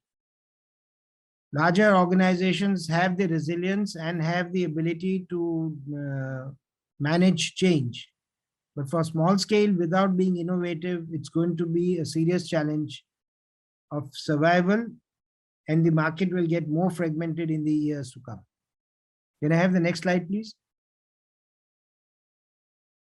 I am going to move and change my subject from the existing raw materials which are used, the LAB, the alcohol ethoxylates, the alcohols, the ethylene oxide derivatives, to say, let's see what are the options. Ethanol in India is available from molasses, it's available from sugarcane juice. And if you see, the price hike hasn't been so significant. Though there has been a hike, the variance has been limited. And availability of ethanol as from a renewable source like sugarcane is a product, is a raw material that industry must look at finding a solution to make ethylene oxide. Technologies to make ethylene oxide are available from ethanol. It is proven technologies. It's a one-step conversion of ethanol to ethylene oxide, which will avoid us the need of going to the fossil fuel base for ethylene oxide. And there is significant volume of ethanol available now that the sugarcane is available and it's surplus. Okay, so besides the ethanol usage as a fuel additive for biofuels, as a ethanol as a fuel, I think the industry should collectively look at building an ethylene oxide driven economy, which will provide non-ionics, which provide a major value addition of making products which require less water to wash and clean. They provide a better hydrophobic, hydrophilic molecule for making surfactants, which can be in concentrated forms. And I personally would feel that this is one raw material from renewable sources, which must be focused on by the industry. If you see the price of ethanol, it is significantly lower than any of the other prices. It is less than half of what the alternative fossil fuel prices are. To convert ethanol to ethylene oxide, it's stoichiometric. The prices with the capital investment, which can be around about 300 crores, 250 to 300 crores, will still make it significantly cheaper as a raw material source. So can I go to the next slide, please? I have now tried to give you another raw material, which is from renewable sources, that is palm oil. Why I have tracked palm oil is crude palm oil is the basis for palmolene, which is where India consumes about 9 million tons of palmolene. Okay, we have major players like Wilmar Adani, we have Patanjali, and a few other players who collectively cater to the needs of the palmolene industry. But palm oil, it itself has three components, which we conveniently ignore in our knowledge of trying to look for renewables. 78% of crude palm oil is palmolene. 18% is palm stearin, which is an alternative which can cater to the entire industry's requirement as you move forward. Can you imagine 9 million tons of palmolene would mean 2 million tons of palm stearin available for industry users to replace LAB with palm stearin based derivatives? You can make a methyl ester, you can make an MES, you can make an MEE. And there are various companies around the world who have demonstrated that palm stearin, which is a 1618 molecule in a saturated form, can be used for making good cleaners, good surfactants like MES, or ethoxylated making MEE. And Lion Corporation of Japan has shown us that the Nenox brand concentrated liquid cleaners are a combination of MES and MEE. There is no reason why Indian industry should not take this up. And these are prices in Malaysian ringgits. Though there has been a hike in pricing, ranging from 3,500 ringgits to 5,000, palm stearin pricing has been fairly level. Though it has gone up, palm stearin pricing have been fairly level. And I would say this is the next big molecule to look at as a renewable resource raw material. As we talk of being Atmanirbhar, we have to depend on what we can get from renewable resources rather than looking at fossil fuel based materials which are imported by and large. LAB, we still have a large import component to our economy. And if I were to look at the Atmanirbhar clarion call by our Prime Minister, it certainly makes sense to look at what is available locally. And can I go to the next slide, please? What are the oils available locally? You have castor oil. India is the second largest producer of castor oil, and castor oil has been used in surfactants. Turkey red oil is a product which is nearly 200 years of history as being used for cleaners. It was used for cleaning textiles. And I'm sure all those who have been in the industry are familiar with Turkey red oil. But why am I focusing on castor oil? Because castor oil, you can also make non-ionics out of castor oil. Castor oil does not need just sulfonation to get a red turkey red oil, but you can make ethoxylates. And with different moles of ethylene oxide, you can have excellent products to look at. One of the things that I've missed out when we are discussing ethanol is sugar. With the sugar availability, the ethanol availability, you also have the option of sugar esters. And a couple of companies have already talked about the benefit of sugar esters today. And I'm sure that if you look at APGs, alkyl polyglucosides, which is an alcohol sugar ester derived product or sugar esters, then we have a clear growth perspective with renewables in place. Can I go to the next slide, please? So here is just a cap on the pricing of castor oil. Though it is high when you derivatize it with an ethylene oxide, you are certainly going to be in a position to have an alternative and a sustainable alternative for the future. Can I have the next slide, please? So conclusions is that we have to look into the future being Atmanirbhar. We cannot depend on fossil fuel based raw materials. We have to focus and shift to renewables.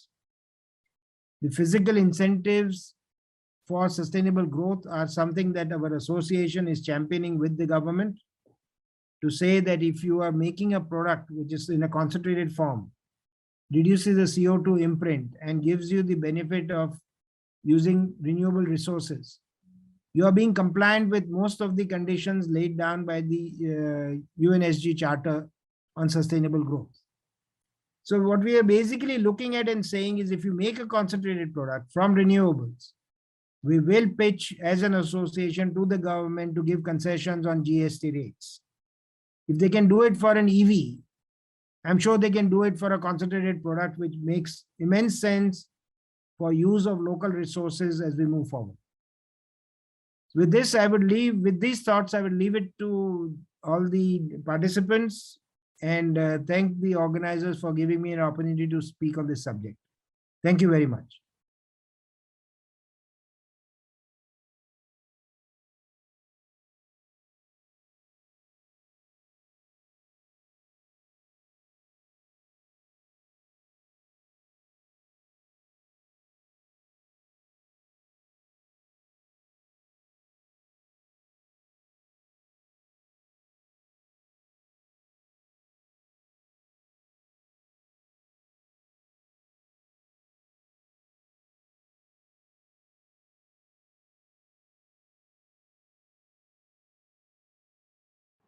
Hello, everyone. I hope you and your loved ones are doing well and all are safe. Thank you for inviting me. It's a real privilege to be here. Now, the last 18 months in Corona have had a big impact on how we live and operate. It's fair to say that our lives will, never ever go back to being the same as they were pre-COVID. But during times of change, it always helps to take a pause and try and connect the dots to look at the emerging trends that can help us be more prepared for the future. And today, I'd like to take a few minutes to share with you my perspective on four trends that I feel are important for all of us to talk about as an industry and also take into consideration as we go on to make business decisions. Now, at P&G, we always start with the consumer. So, via consumer interactions and research, and also looking into the trends and changes around us, we went on to ascertain some big micro trends that we are taking into account as we plan for the next decade for us. And I'd like to share some of them with you. Now, the first one is work and workouts.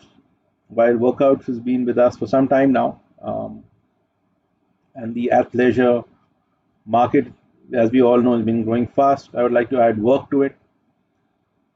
Now, the first most obvious change that's happened post the pandemic is the heightened need for health and hygiene around the house. Now, since the pandemic, this has impacted consumer decision making across all aspects of life and is not really news for any of us here. But a linked consumer trend is about taking health to the next level. Consumers these days, especially the young and middle aged, have become much more conscious about their physical health and well being. There is more emphasis overall on healthy eating, growing awareness about the need for physical well being and fitness. Now, the fitness industry has evolved, and online classes are thriving like never before, giving more people access to training and fitness solutions quite easily. Now, my wife gets up at 6 o'clock to take a class with someone in Chennai, a yoga class.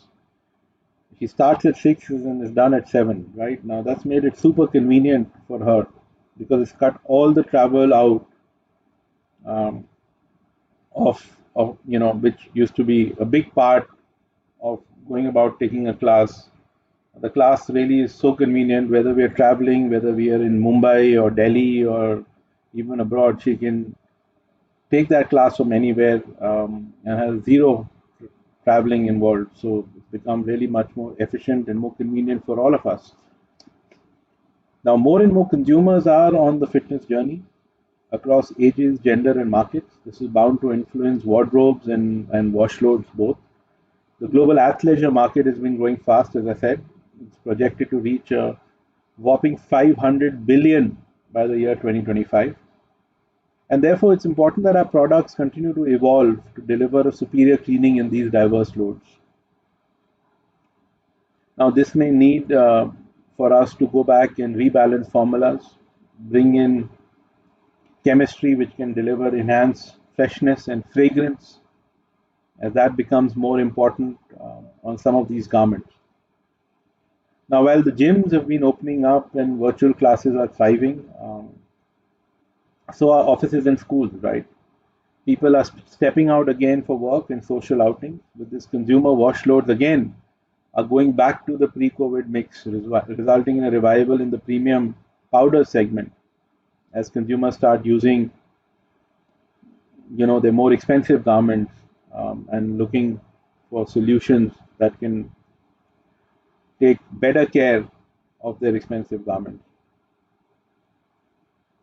Now, the virus is still around, and then there's a growing acceptance that it's going to be around for a few years to come. And therefore, there's a growing preference amongst consumers to use personal vehicles versus public transport due to the concerns around health and safety. Car and SUV sales have been growing by 320%. Two-wheeler sales, I'm told, are up 85%.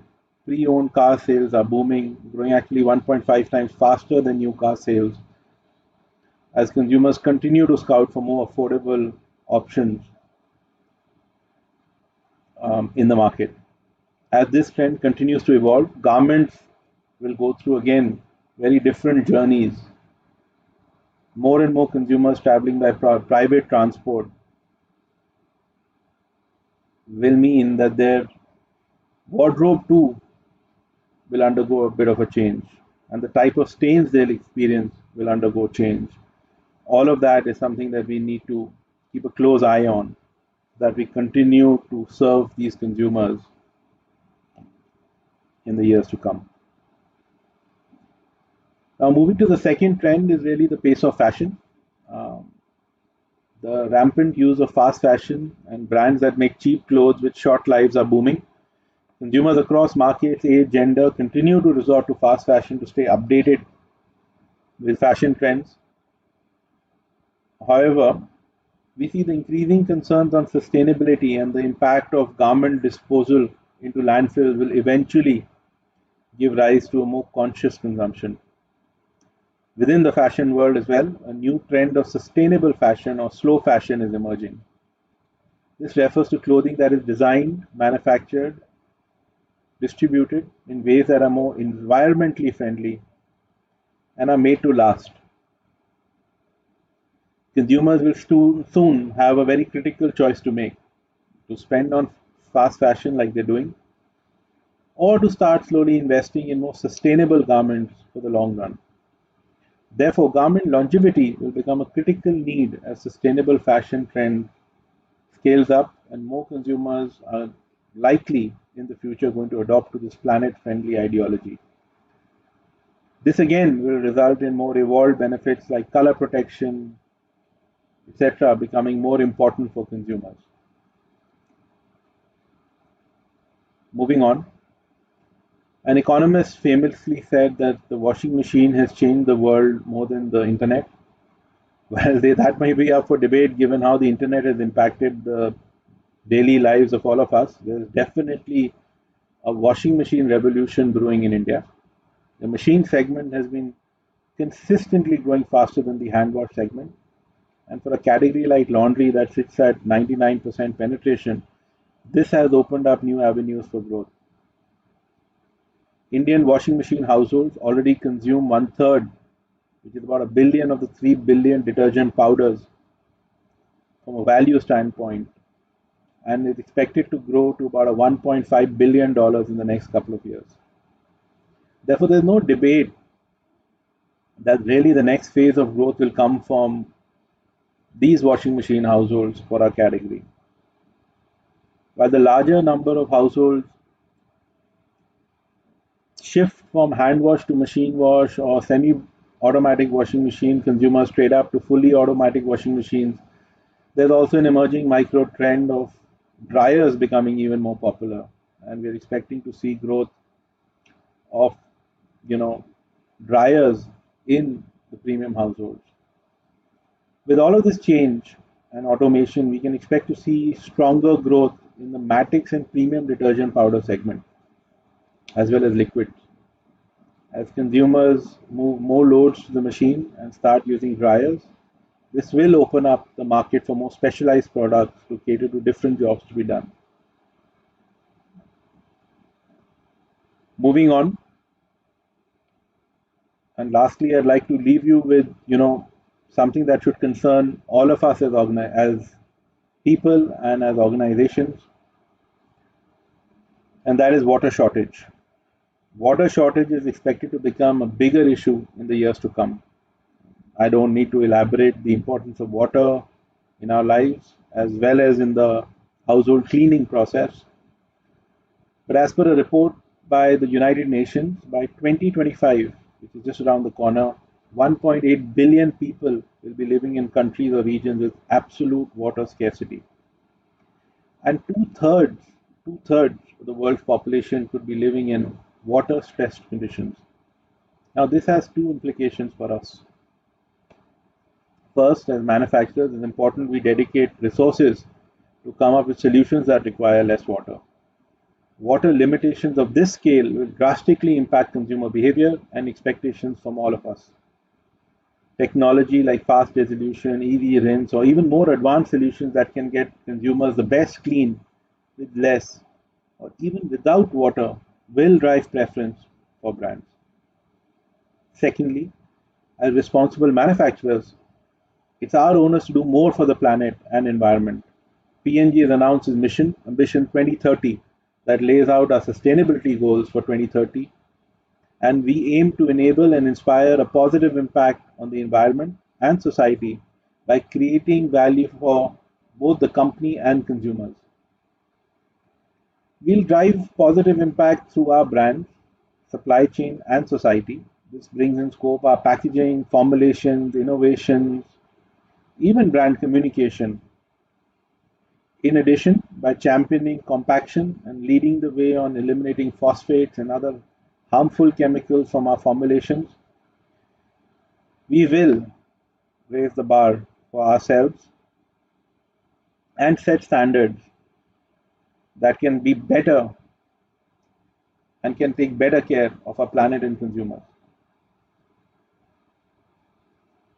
Now, as I wrap up, I just want to leave you with a reminder that our industry, like others, is open to disruption with the uncertainty in the external environment, as well as the rapidly evolving consumer expectation and need.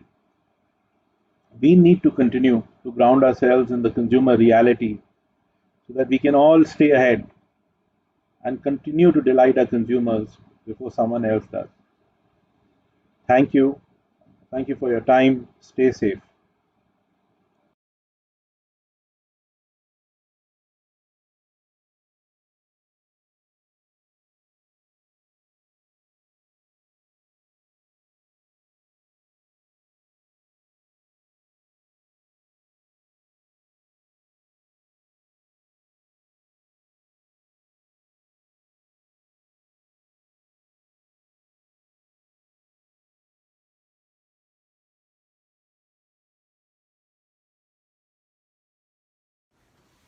Good morning, delegates of Ihpci and various dignitaries of this forum.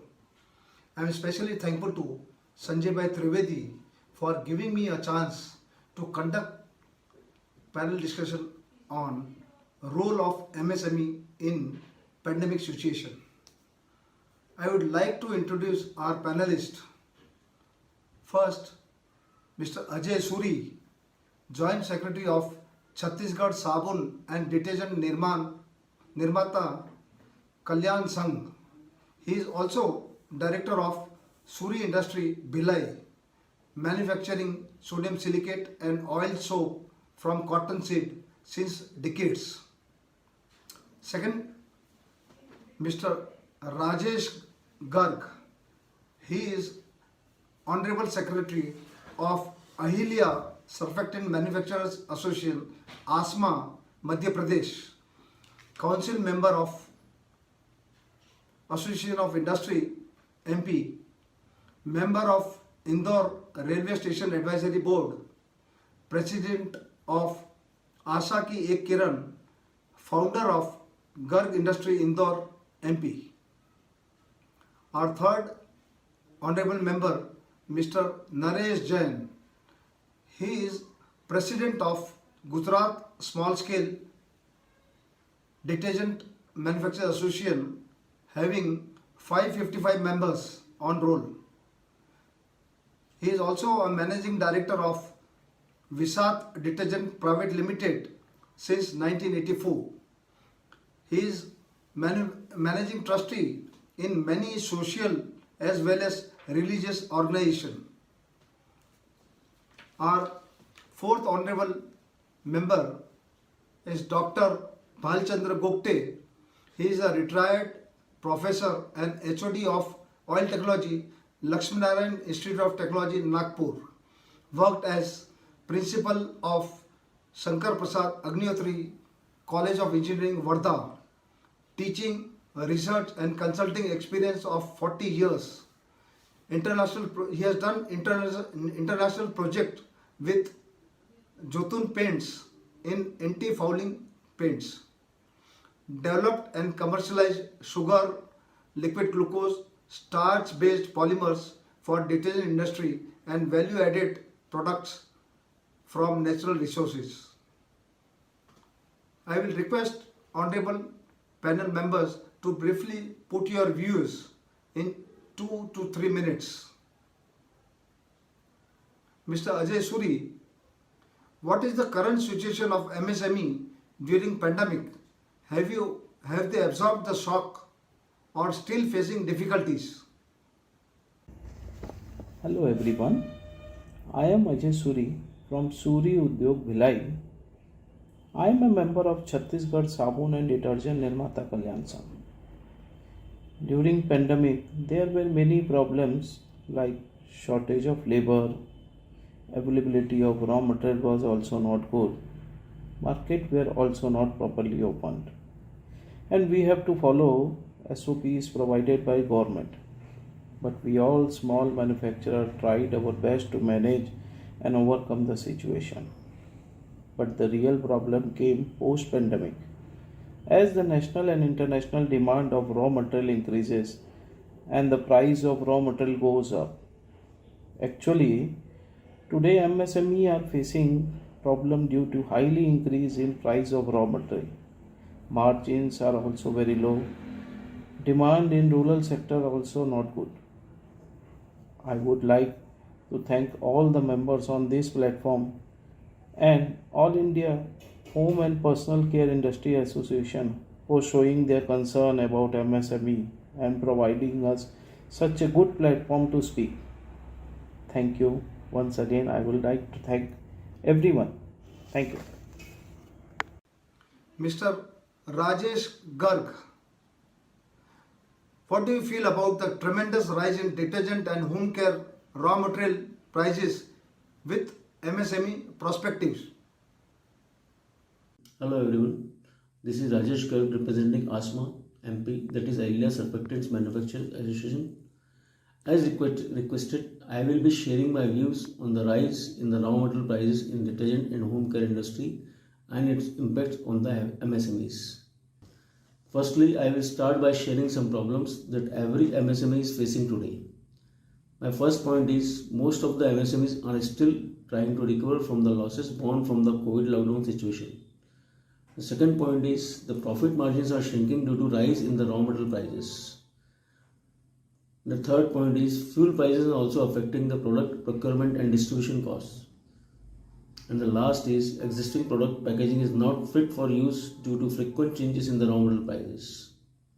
Lastly, the multinationals are capturing the market of MSMEs and thus killing the MSME sector. As these companies are better funded and also avail quarterly benefits of the price allotments from the principal raw material suppliers. As a representative of ASMA, I request the government to take adequate measures for the survival of the MSME sector so that they can stay afloat in the difficult market scenario.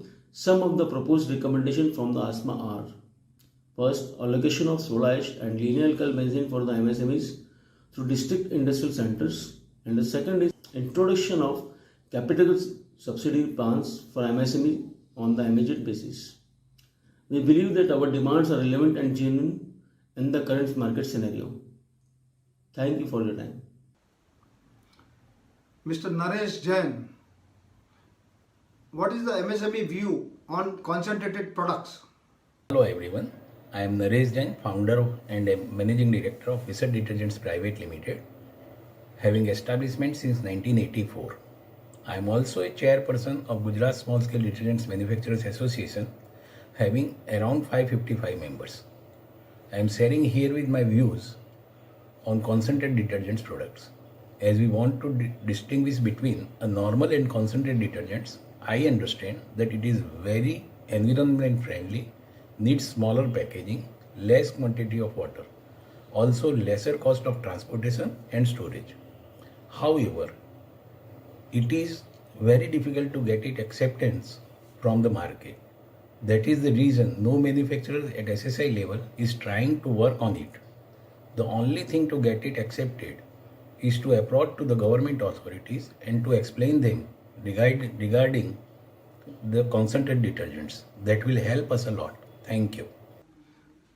Dr. Bhalchandra Gupte, MSME options for raw material from renewable resources. Friends, I am happy to interact with the members of this association. I am going to put up my views about the establishment of a small-scale village-level industry for home and cosmetic products. We have to shift to natural resources, and in village industry, suppose near the village if there is a vegetable oil refinery, then in this refinery we get about 3 to 4% waste acid oil. If it is available at the doorstep, then it can be converted into useful soap, hand wash or liquid laundry detergent. This will be a best example of waste utilization. The second important product is sugar. We are one of the biggest producers of sugar, and lakhs of farmers depend on sugar. So we have to think of making sugar-based value-added products, and we have certainly made a headway in this respect because we have developed sugar-based polymers which can be used in soaps, detergents, cosmetics and home care products. We have successfully manufactured sugar-based surfactants and used them in liquid and powder detergent. About 60 to 70% of the acid slurry has been replaced by this sugar surfactant. And this industry can be started with a small capital investment. Another thing is aloe vera and neem extract used in cosmetics and toiletry preparation, the powder detergent. About 60 to 70% of the acid slurry has been replaced by this sugar surfactant. And this industry can be started with a small capital investment. Another thing is aloe vera and neem extract used in cosmetics and toiletry preparation. The manufacture of these products is also an excellent option at village level. We are topmost producers of gum guar in the world. In Rajasthan and Haryana, we are producing maximum amount of guar gum which is exported for oil drilling. But there is every possibility of using this in making anionic, cationic and non-ionic surfactants. And these can be made at the village level. There is great demand for sanitizer and hand wash after the outbreak of COVID. They are the simplest products which can be made with smallest possible investment. Floor cleaners and toilet cleaners based on natural products is another line which can be started at village level. Starch and liquid glucose is the raw material which is available at the village level. Then it can be converted into value-added products for liquid soaps and detergents. Green lubricants can also be manufactured at village level. In all these examples, we are replacing crude petroleum-based products with natural products. This is in tune with global mission of creating eco-friendly and green environments. Thank you. On behalf of IHPCI and also on behalf of MSS.com, I thank all the honorable members and delegates for hearing me peacefully. Thank you.